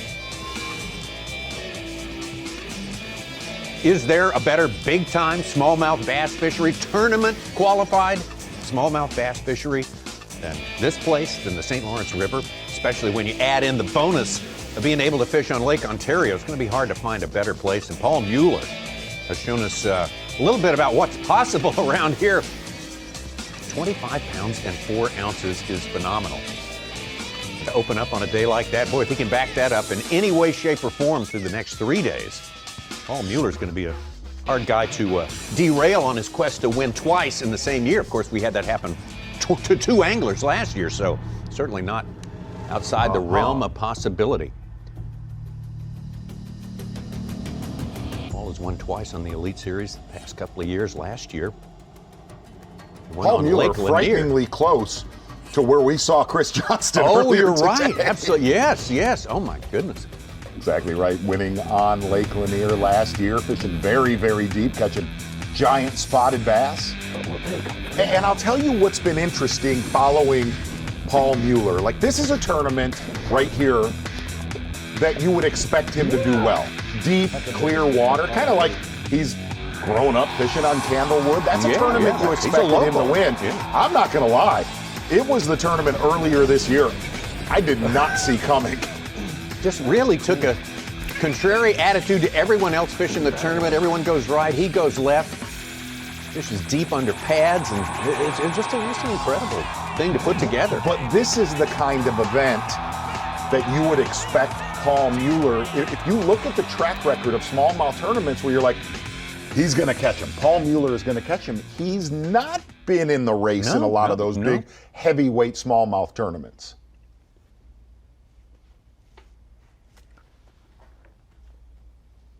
Be interesting to hopefully catch up to him today, to get filled in on kind of what he's been doing. Of course, at the end of the day, we will know all. We'll get his official weight and see if he is in fact the leader. It'd be hard to bet against right now to be the leader at the end of the first day. Cashed in at the end of last year at St. Clair to make the Classic. He needed a good finish there and got in the top 5 there. Great electronics guy overall. We've seen those days. Gunnersville last year, great day one, 25 pounds or whatever, and then struggled day 2. If I could have come here and caught him every drop, I'd hang Holds around. another record on Gunnersville. Yes. Pretty well known. Greg DePalma hooked up live. Come on, be the one.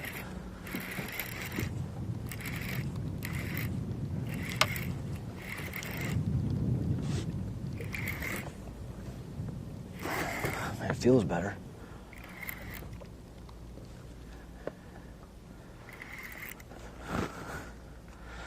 They all pull here.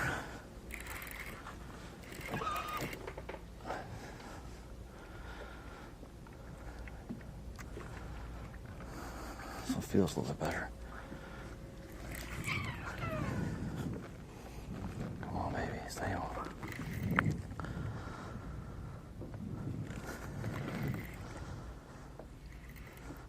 Yeah, that's a good one. That's a good one.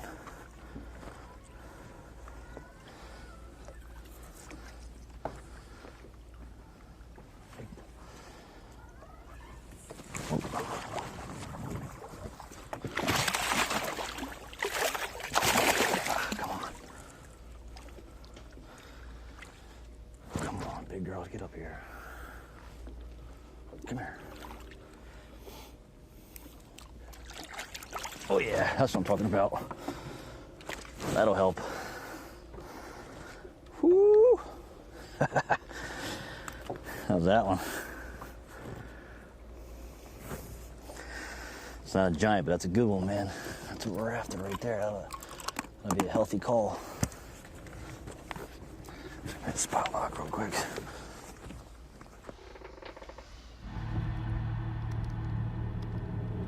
Good one right there for Greg DePalma.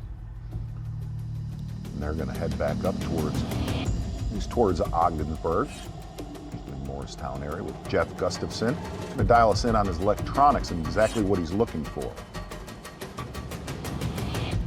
So you can kind of see these are just sort of scattered boulders, you know, off to my right.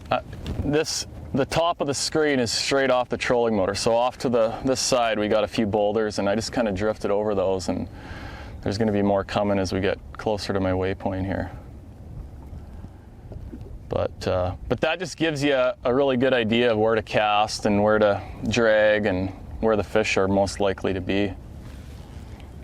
I'm actually going to drop one over here.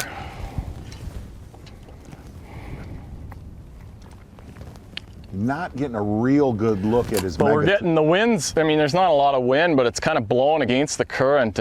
We really want it. It's better if it blows from the west and pushes with the current, and it just makes these drifts a lot more efficient. And I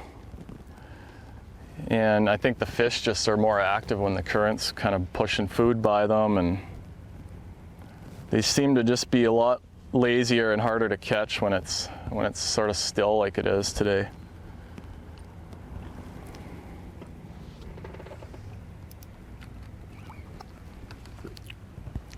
Look at that Mega 360 imaging right there. What it does, he's talking about those black spots. Basically, that's an underwater radar where you're getting a look at individual boulders, and that's exactly what he's fishing. A lot of these fish will sit on the back sides of those boulders just to get out of that current. Going to get from Jeff Gustafson out on the lake with Chris Johnston, live out on Lake Ontario. Give us an idea.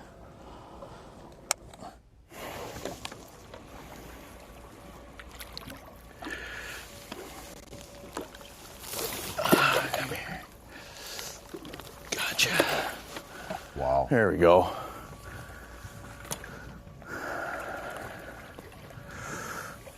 A little spell of bad luck there.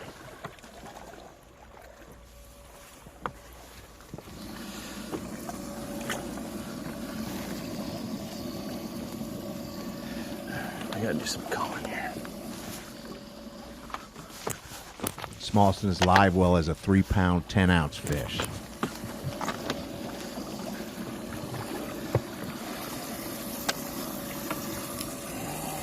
Was in the lead till about an hour and a quarter ago.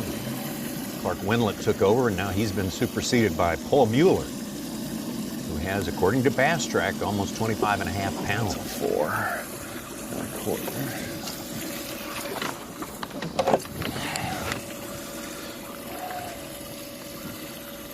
A couple of our Alabama hopefuls, Swindle and Canterbury. Needing to run across some big ones where the cloud cover is hanging on up on the river. See the sunshine down on the lake.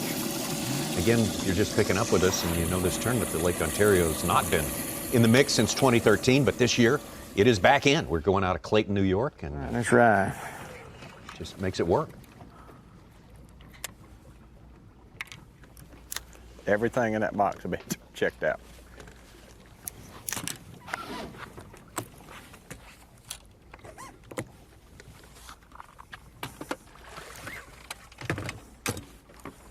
toughest day we've ever covered Scott Canterbury, by far. Oh, yeah. By far. It'd be like his 10 killer. Remember, he struggled live, ended it, and put it together in the last hour. Yes. For him, he would definitely need that to happen today.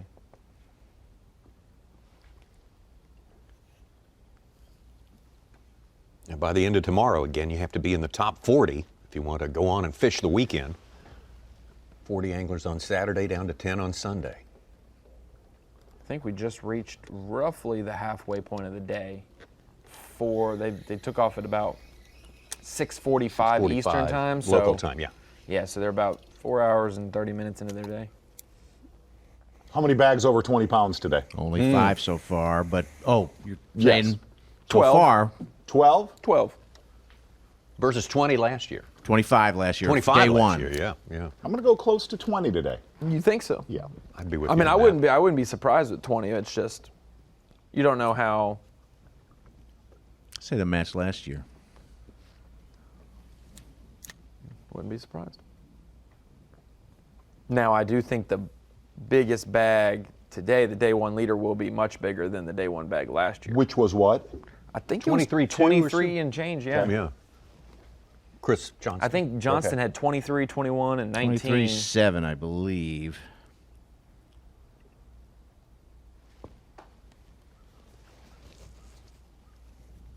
$24.7, I'm sorry. 24.7.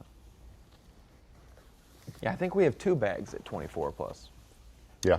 I think we'll have at least 2. Which, man, if we want to hit that 100-pound mark for smallmouth for 4 days, which has never been done in a 4-day 20-fish event. This will be a tough one. Yeah. This will be a tough one. That in St. Clair, I know everybody's keeping their eyes on St. Clair because of what it did in 3 days last year. Got close here in 2018. 95 pounds, 3 ounces. Had 2 official years of our 5 previous. 2 of them have been over 90.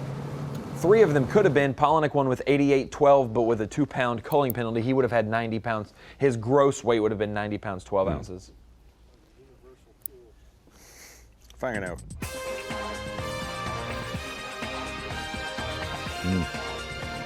Boy, Chris Johnston, he had a lot in the live well right there. Yeah. I think he's got, like you say, a little he bit got- more than 21. May have like Yeah. 22 or 23 pounds. Paul Mueller, though, we got marked down for 25 and 1/3 pounds. That's pretty strong on day number 1. Clark Wendlandt, Brock Mosley, Hudnall, and the rest. You with Clayton, New York, and we will be back on the water after this quick break. The SiteOne Bassmaster Elite at St. Lawrence River is being brought to you live by Mercury.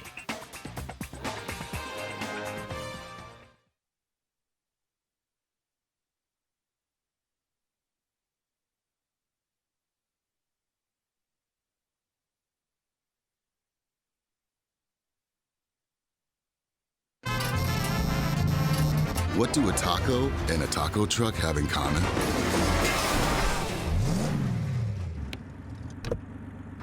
Nothing. If you want to play, you need a Tacoma. At Mercury, we invested thousands of hours of engineering manpower so you can enjoy hours and hours of untapped horsepower. Introducing the all-new V6 Mercury Pro XS. Light, quick, efficient. Mercury, go boldly. At Mercury, there are no limits to what we'll do to make sure you have no limits either. Introducing the all-new V8 Mercury Pro XS. Light, quick, efficient. Mercury, go boldly. Groundbreaking designs, unsurpassed quality, and unshakable confidence. Welcome to the Ranger Z500 and Z100 series. Leading the industry for over 50 years, these rigs are custom crafted and loaded with more features and advantages to deliver the ultimate ownership experience. The legendary Ranger Z series. Unleash next level performance. Mercury, go boldly. Introducing the Bass U TV app. Get the most out of your Bass U TV subscription and learn on the go with the Bass U TV app. Unlimited access to 700 plus training videos. Multiple new releases each week, including seminars, on-water videos, live shows, interviews, and other original content. The Bass U TV app. Never stop learning. Pre-collision system, standard, on the 2020 Tacoma, so you can go from one epic playground to the next. If you want to play, you need a Tacoma.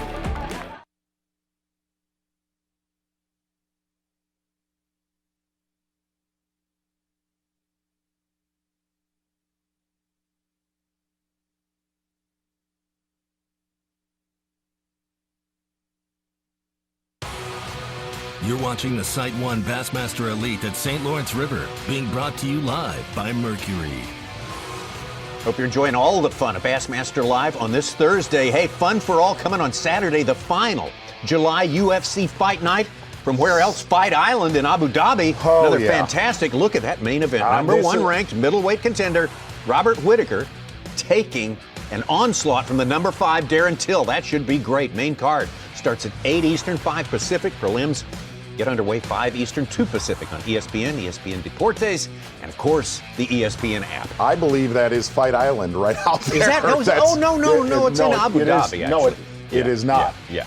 I'm really torn on this one, and I'm not going to give up the juice till a little bit later on. We got time. We got till Saturday, but you better bring the goods. You better bring the juice on Saturday. Z, is it true that you used to do mixed martial arts in college? That you like to scrap it up a little bit? I did. You like to get in the clinch, don't you? Trained in the Orient under several different masters. Is that the Orient Express restaurant on Main Street? What? Sensei's. He's fat. For it is my past. I'll tell you what, hook him right there. Please. I don't think that ain't gonna help. I got one small one in there, it's relatively about that size, so gotta get him out of there. A 4 or 5 pounder. I mean, I'll take a 6 though. What? Nah, you can have it. Souvenir.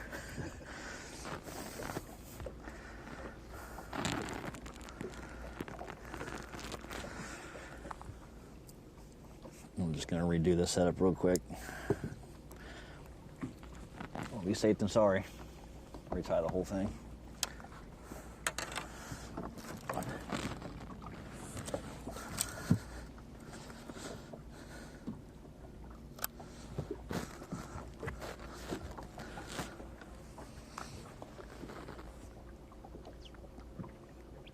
Greg DePalma hanging in there in the top 10. Buddy Gross solid in the top 20 for the past couple of hours. Buddy, as predicted, as by him, he's going to stay fairly close to home base today.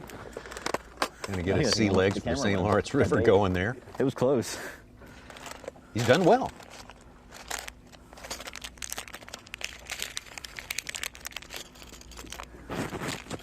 Greg DePalma.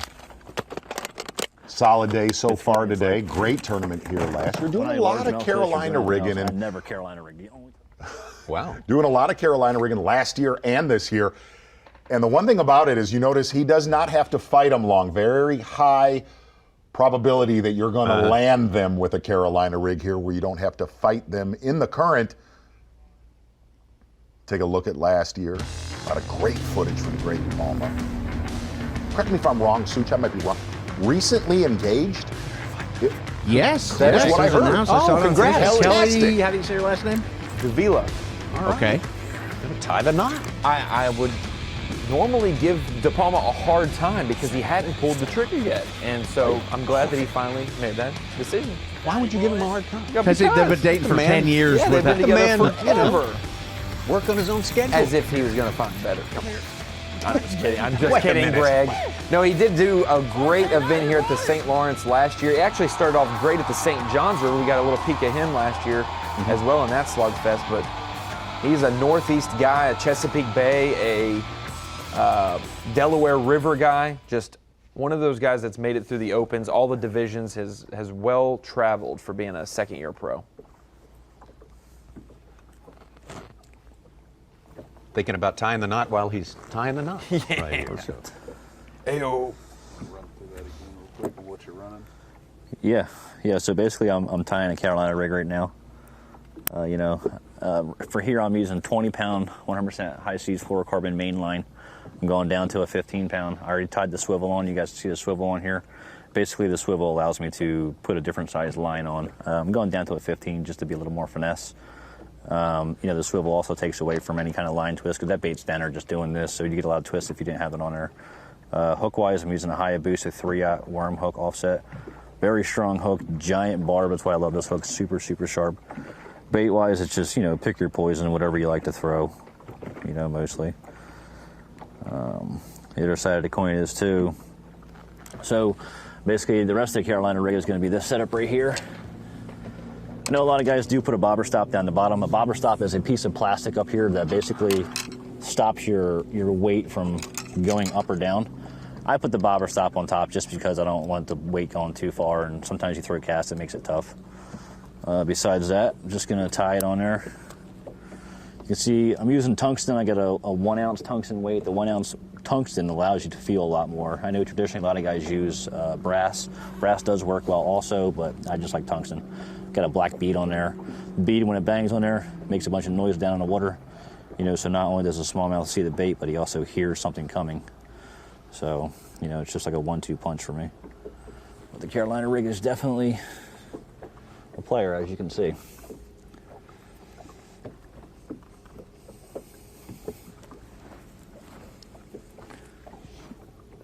It's about as concise and succinct you can get for breaking down something like a Carolina rig. Actually, just tied that wrong. Yeah, let me redo that. I dropped the knot. Whew, look at that. First time today, the sun's out. Feels good, doesn't it? Nice and warm. Well, hats off to Greg. I mean, doing well. 1 year after the next, in a place where he's got so much tough competition. Greg DePalma, so far so good for 2020.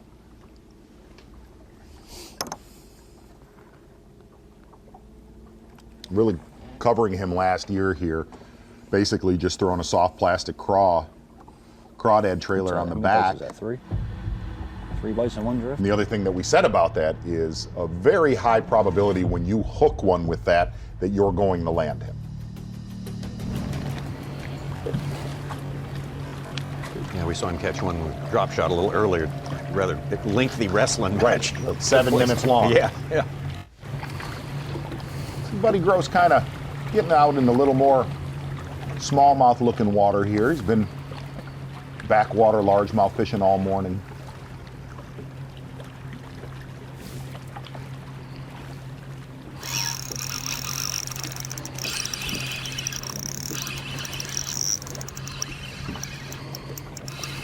Boy, that shows you how much current is there.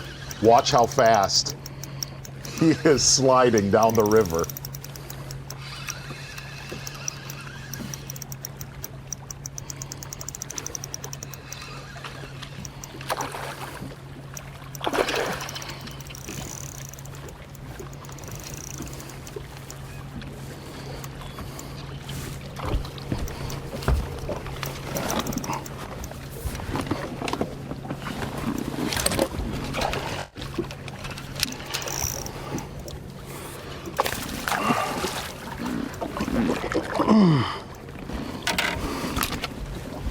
Golly.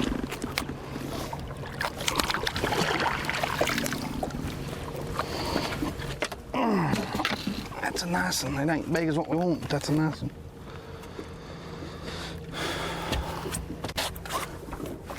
I know he's bigger than that largemouth, ain't he?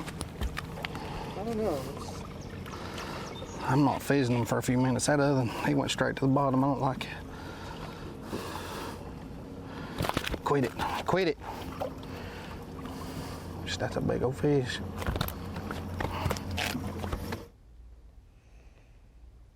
Good one right there for Buddy Gross. And he said, we got to talk about it earlier, look, I don't really know what I'm doing here with smallmouth, but every day I've caught 1 or 2 big ones, 5 to 6 pounders. Yeah, he's got his good, solid largemouth base. He can expand his smallmouth territory. That'd Work be good up from there. Yeah, man. Just like Brock Mosley said earlier today. This might be his first year in the Bassmaster Elite Series, but overall he's been a pro for about 4 or 5 years, and he has 3 major wins. That shows you, hey, he might not have the bank account money that it takes to not be a rookie. I think it's $500,000 in career winnings. You're live. So he's a legit rookie of the year. Running Contender. all my smallmouth places again this morning. They just wasn't biting. Fortunately, I was able to run up and hit the largemouth. That's pretty close. So we ran up and got a limit of them, and now we're slowly culling. But I'm still just catching low 3s. I ain't caught a big one yet. So we need a big one. I might have to weigh them on the next go around because they're getting pretty close now. But just feels like smallmouth time now. There's a lot more on my screen on them last 2 passes. And I don't know if they just pulled up off the bottom or if they've just showed up. But we got some super strong current right here where I'm fishing. It bottlenecks down, and this is the only flat that don't have tons and tons of jagged rock on it. It's just got one little stretch of it, so it's pretty neat. It's real slick. Got some scattered boulders on it. And if I hit one of them boulders, there's one laying behind it every time. So we're gonna make a few more passes, start running some other stuff, and circle back around in a little while. Buddy Gross burning probably the least amount of gas than any other competitor in our field right now. That maybe we've ever seen on this river before. Paul Mueller, the guy sitting on top right now. Chris Johnston, we were with him a long time, had that lead for a good time this morning. Mark Winlet right in the middle of it right there. Mosley, Destin DeMarion now has joined the top 10. Cliff Prince from down in Florida also in that top 10. So lots of movement as expected, as predicted by all of our experts here, and we'll have more to come when we come back. The SiteOne Bassmaster Elite at St. Lawrence River is being brought to you live by Mercury.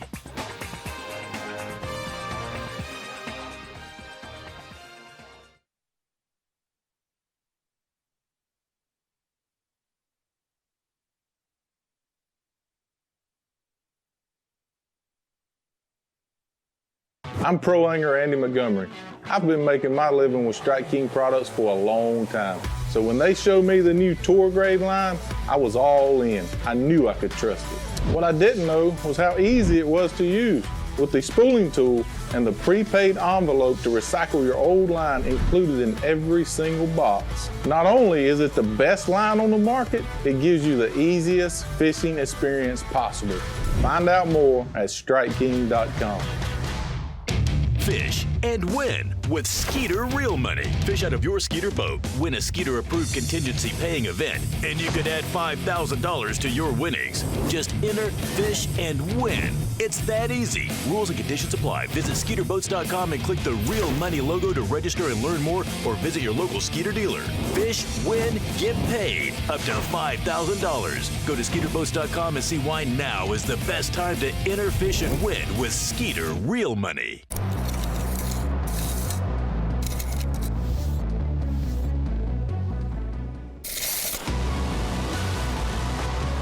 This reel allows you to cover more water, make more casts, giving you more opportunities to catch more fish. The new Revo Rocket, Abu Garcia for life.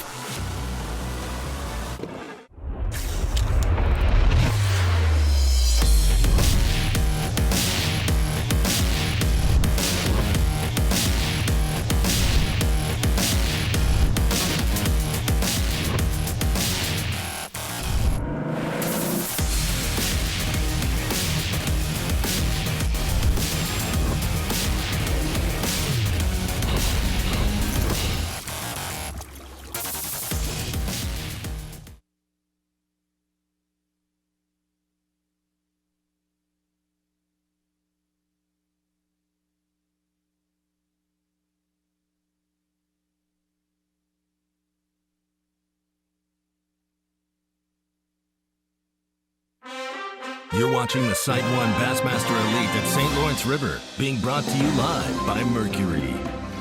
Hey, here's something to put on your calendar. That's next year, 2021. The Academy Sports and Outdoors Bassmaster Classic, the World Championship coming to Fort Worth, and this place, Lake Ray Roberts there, just to the north and east of Fort Worth. Noted big bass haunt. We're going to provide a great playing field to decide the world's champion there. Fort Worth, a fantastic town, everybody's favorite Western town, gateway to the west, got the brand new Dickies Arena. Perfect spot to hold this thing. You really love it. If you will take the time to make plans to get there, you will not regret it. Fort Worth is fantastic. It's going to be one fantastic Bassmaster Classic. All these guys working toward that end out there today. They're thinking about the Classic, making some points, getting there. Exactly right. Going to get back out on Lake Ontario. You see Corey Johnston near Grenadier Island and Chris Johnston hooked up live. Uh-oh.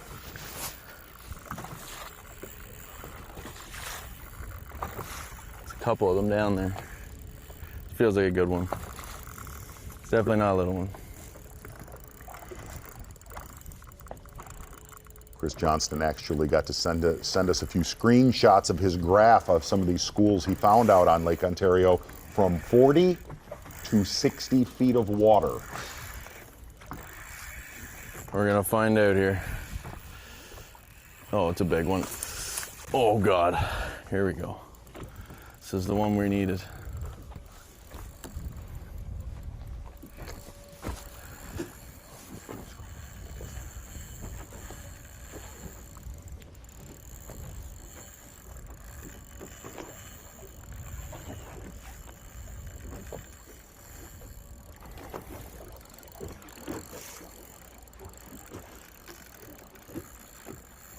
Come on.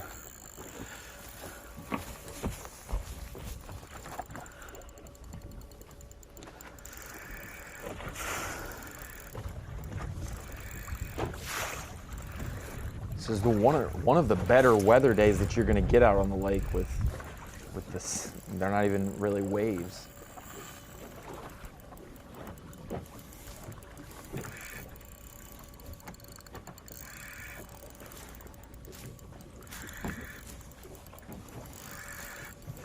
This one has definitely got his attention. He said he just needs 2 more big ones. This may be one of the 2.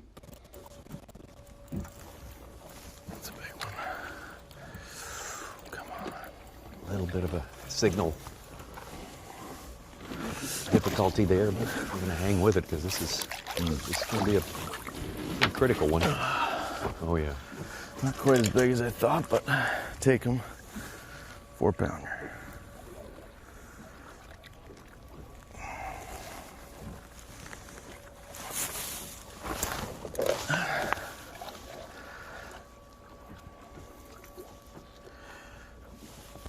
The old Gamakatsu pegged this one. Boy, he has had a day. Put on a show for us. Yes. So glad that you couldn't probably start today without being in the boat with Chris Johnston based on what he did last year, leading the first 3 days of the tournament. He did not waste time getting going this morning. Exactly right. Fishing about 2 miles from the mouth of Lake Ontario with a giant to start the day. It's a good start. Yeah, that is a good start. He's been drop shotting little soft plastics in about 30 to 55 feet of water.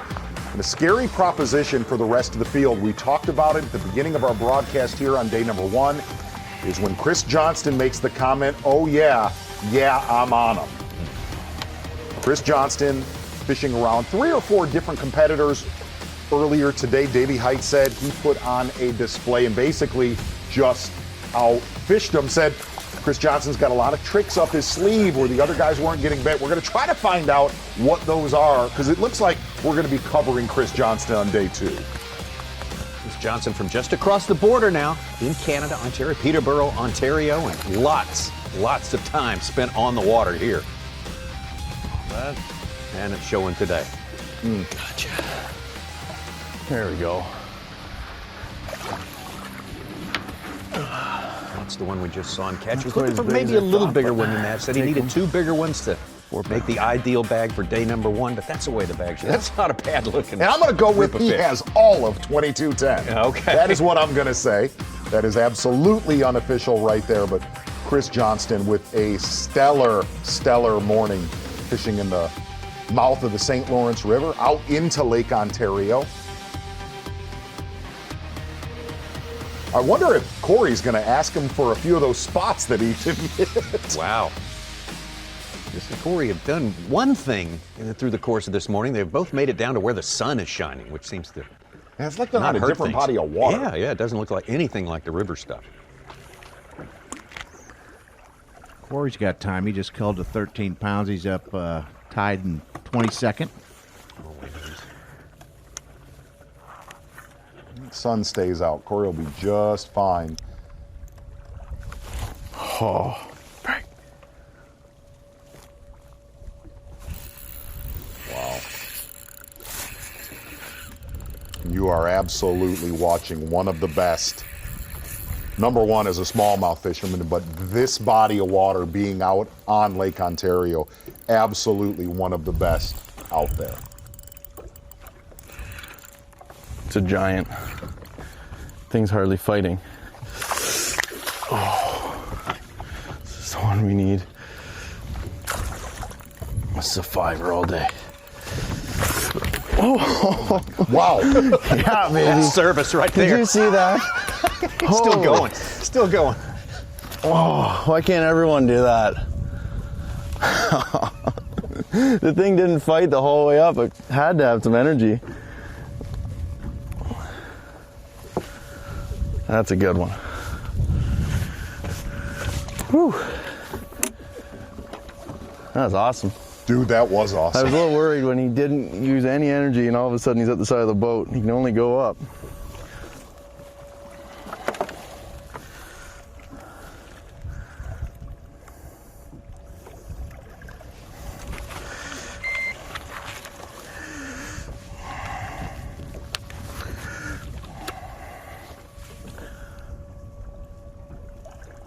Five-pounder.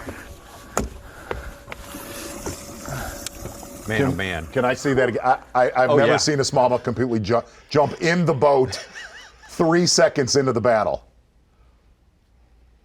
This is unusual. Oh, that's in contention for the power pole replay of the year. Right, watch this. That's incredible. He guided it a little bit. And does a headstand at the end of it. That is so. Didn't play him out of it. He's like, I'm going to go land him at the side of the boat. No, I'm going to get in right now. That fight would have went another 2 minutes if that wouldn't happen. That's incredible. Oh, is that cool? He helped guide it in a little bit with the line there. Boy, does that Watch look like that. Wow. That is Yeah, fun. that thing was all clear It fell of the rub back rail. in. That is a high jump. That is the, I think the pole Good vault. for That's a him, good man. pole vaulter. 4.5. So I'm gonna lay off him a little bit here, and I think I might go out to the islands, try and get one big one. It's just hit or miss spots, so we got a little time to play with now.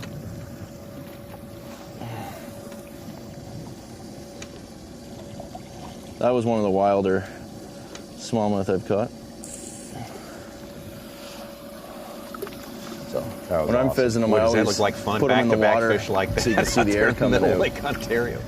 So much fun out there with Chris Johnston. That's gonna maybe that's gonna push him back into second place behind Paul Bueller. Unofficially, all unofficial. So we get to the weigh-in coming up at 3 o'clock today. So Gosh, that was a cool that fish one. catch. Oh, that was really cool. it's back to Buddy Gross. Hanging in the top 20, buddy. Getting it done today.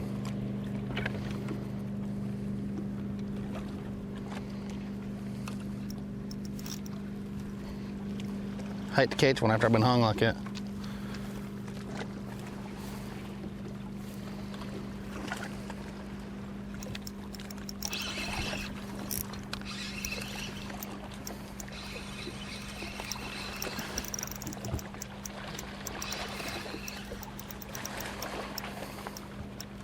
That's a big one, I think.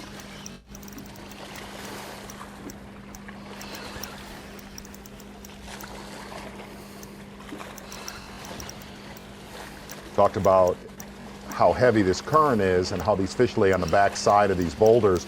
You saw Buddy Gross hang up on that boulder, come off the back side of it, exactly when he got bit. Those fish will just lay off the back side of those boulders because of how heavy that current is flushing through the river.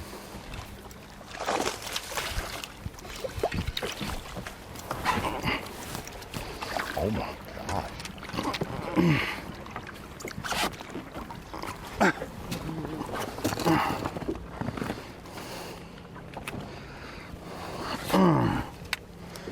I like that.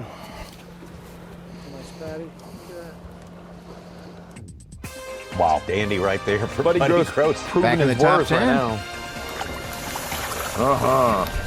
Boy, we're having a day. I don't want to hear Chris Johnston say I need to lay off of him. No, until tomorrow. no. Keep going. Don't do that, Chris Johnston. He said he was going to go catch another big one, though, so we have some hope. Hey, when they're jumping in the boat for you, I think that you're doing stuff the right way. Got a feeling that Corey Johnston's not quite out of this game yet. Wow. Man, largemouth, That's for you, bro. smallmouth, giant smallmouth, too. Great day so far. And we are still not to our noontime break here, but we will be there very soon. Don't forget, though, that we're going to roll tape all the way through that hour of break, and we'll have all the highlights for you when we come back. 1 o'clock Eastern time to take you all the way up to weigh-in time. That happens at 3 p.m. Here at the takeoff there. Paul Mueller on top, 25-4. As it stands right now, we'll be back after this. The SiteOne Bassmaster Elite at St. Lawrence River is being brought to you live by Mercury.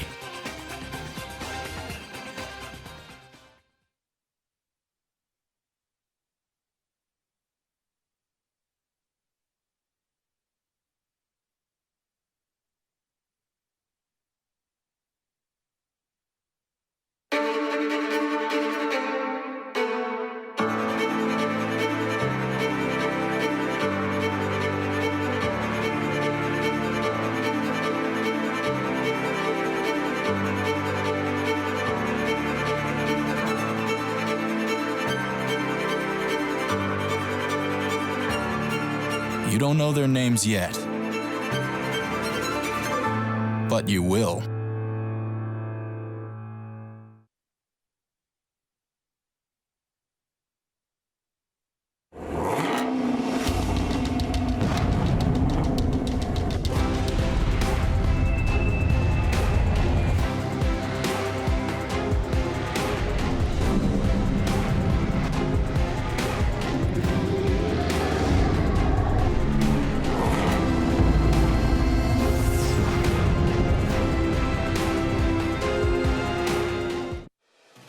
It's been said that a bad day of fishing is better than a good day at work. Getting you to that fishing spot is key, and Bully Dog gets your truck road ready. No matter where, we give you the horsepower and towing torque right when you need it. We make getting there better. Make your ride a Bully Dog.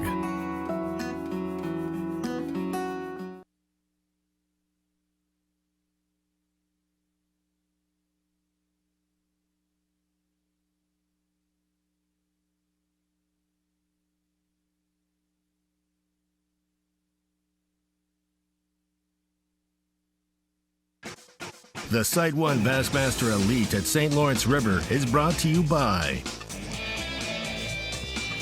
Abu Garcia, Berkeley, Nitro Boats, and by Ranger Boats. Just got a handful of minutes, 10 minutes or so of our morning session of Bassmaster Live for you, the SiteOne Elite on the St. Lawrence River. Day one competition. We'll take a break coming up after those 10 minutes are up and be back after an hour at noon Eastern time. 1 o'clock Eastern time to take you all the way to the weigh-in at 3 p.m. Eastern time today. So plenty more action on tap in terms of live bass fishing from one of the greatest fisheries on the face of the earth, the St. Lawrence River. Also, as a bonus this year, Lake Ontario for these anglers going out of Clayton, New York.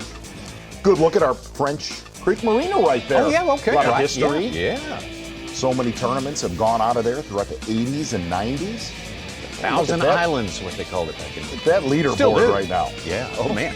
Chris Johnston, back-to-back big smallmouth, puts himself back up ahead of Brock Mosley, taking over second place once again. We just saw Buddy Gross launch himself into the top 10 with a good smallmouth catch to add to his to add to his limit, augment his limit of largemouth, and mixed with another smallmouth in there. Do you think, looking at that map right there, that Chris and Corey Johnston are happy that Lake Ontario is open this tournament? Boy, it is Being, unmolested. I think, 2 of 4 anglers that pretty much have lived out there today. The Americans just have left it alone, more or less.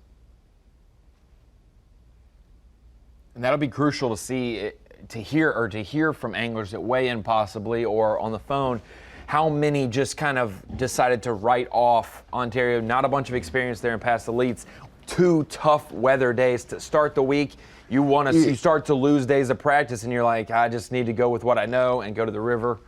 If you've not fished Lake Ontario, from Henderson Bay to Chameau to Black River, Fox Island, Grenadier, Galoo, Stony Island, it is massive, okay? And of a lot of these guys that don't have any history on Lake Ontario, the predominant amount of their history is us going out of Waddington. To have 1 day of practice out there, you cannot scratch the surface. You can't scratch the surface out there in your lifetime living there, more or less going out there for, Swindle said he put in about a 12 to 15 hour day of practice. He said, man, it's just hard to cover that much water, losing 2 days of practice where guys just could not get out there due to the southwest winds that we have. That being said, we are going to see those southwest winds on Sunday that are really supposed to pick up mid-morning, and you're going to be able to see what Lake Ontario turns into.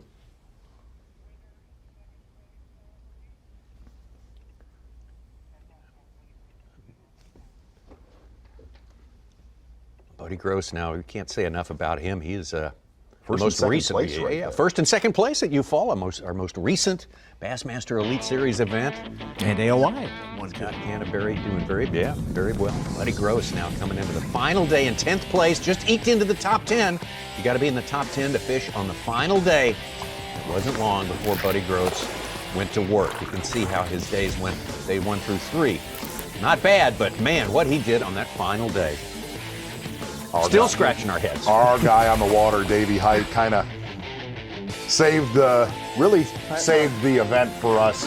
Camerawoman Ashley getting with Buddy Gross mid-morning there on Lake Eufaula. One of the biggest comebacks that we have seen on the Bassmaster Elite Series. One of the biggest that have ever been in Bassmaster history, in my opinion, just because that was a huge deficit to make up over 7 pounds.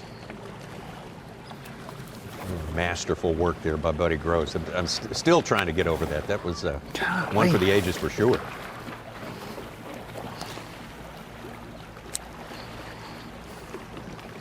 Boy, Brock Mosley's still after it. He may have the Phoenix boat's big bass of the day with a 6-pounder. Helped him cull up to 23 1/4. Right behind Chris Johnston, man. It's getting tied up at the top right now. Wendlandt, Mueller, Johnston, and Mosley. Z, we talked about it at the monitor, the Screen of Knowledge, about the Gobis and what they've done for this place. And they're called an invasive species because they're non-native. That doesn't mean that it's all negative or doesn't mean it's all positive. Obviously, Gobi are high in maybe protein for these smallmouth, help them grow big. But at the same time, when they get so prevalent, they can hurt at times during the spawn when bass, put their eggs on the beds. Gobis are around there as well. So just wanted to clear that up. Our conservation director, Gene Gilliland, giving some insight. Good info right there. All I know is smallmouth get bigger where gobies are at. That's all I know. Yeah, that's all I know. That's a cause and effect right there. There's our defending champion here, Micah Frazier. Yeah.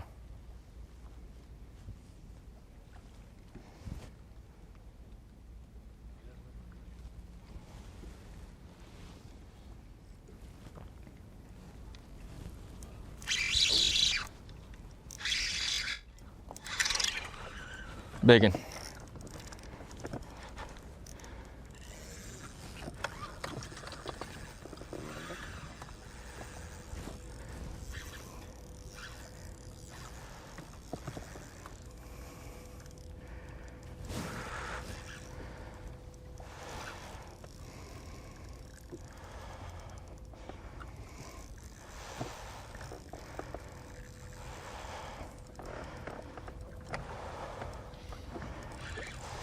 what's strange is, and we've talked about this in prior tournaments, about smallmouth bodies of water where goby are prevalent. Two things that we've noticed: they're cute as a button. They're cute as a button. I guess so. Number two, you don't really see the largemouth weight explode. You know what I mean? Like, you've seen smallmouth go from an average size of 2 pounds to 3 pounds to 4 to 5, 6 pounders. You don't see the large. I don't know if it's a deal where the goby do not go traditionally where the largemouth tend to live, but you don't see those. They like sandy, rocky Here's bottoms. The only thing that I would say could be different, if you look at like Cayuga, I had heard that goby have gotten into Cayuga. You started to see largemouth weights explode. But like here, it has not made that big a difference on largemouth. That's a good one. Oh boy. Oh boy.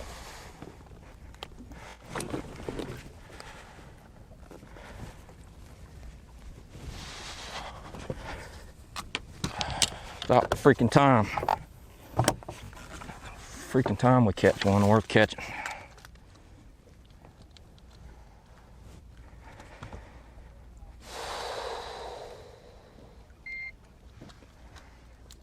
Micah Frazier with a good keeper, one he's been looking for, obviously. That's his fifth. So he's got a limit. Let's get out to Davey Hite right now. Davey Hite, man, on the spot, was there with Chris Johnston first thing this morning when he took the lead. Where are you now, Davey? We want to know. I'm all the way back up close to takeoff around French Creek. I've been looking for Clark Windlet, but I want to tell you guys real quick. I put in down at Cape Vincent, went out into the lake a little bit. It surprised me how few people went out into Lake Ontario. We see now the Johnston brothers are down there, but every single year when we come here, there's a key section of the river or the mouth of the lake and the river that really goes down, and it seems to be all the way down there close to the mouth of the river. I'm going to head back that way. Just want to let you know after break, I'll be back down that way and hopefully see some big smallmouth caught this afternoon. Davey, have you ever seen it that nice and calm on the St. Lawrence River and Lake Ontario in your lifetime?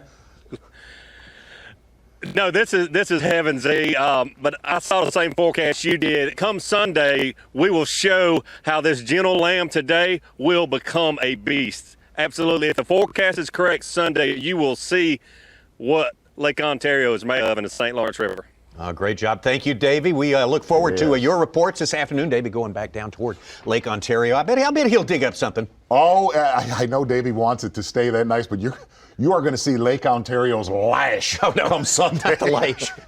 Well, will they still go out there Sunday? The Johnstons? Yeah. 1,000%. They had 100 spots around there, though. 1,000% they will go out there. All right.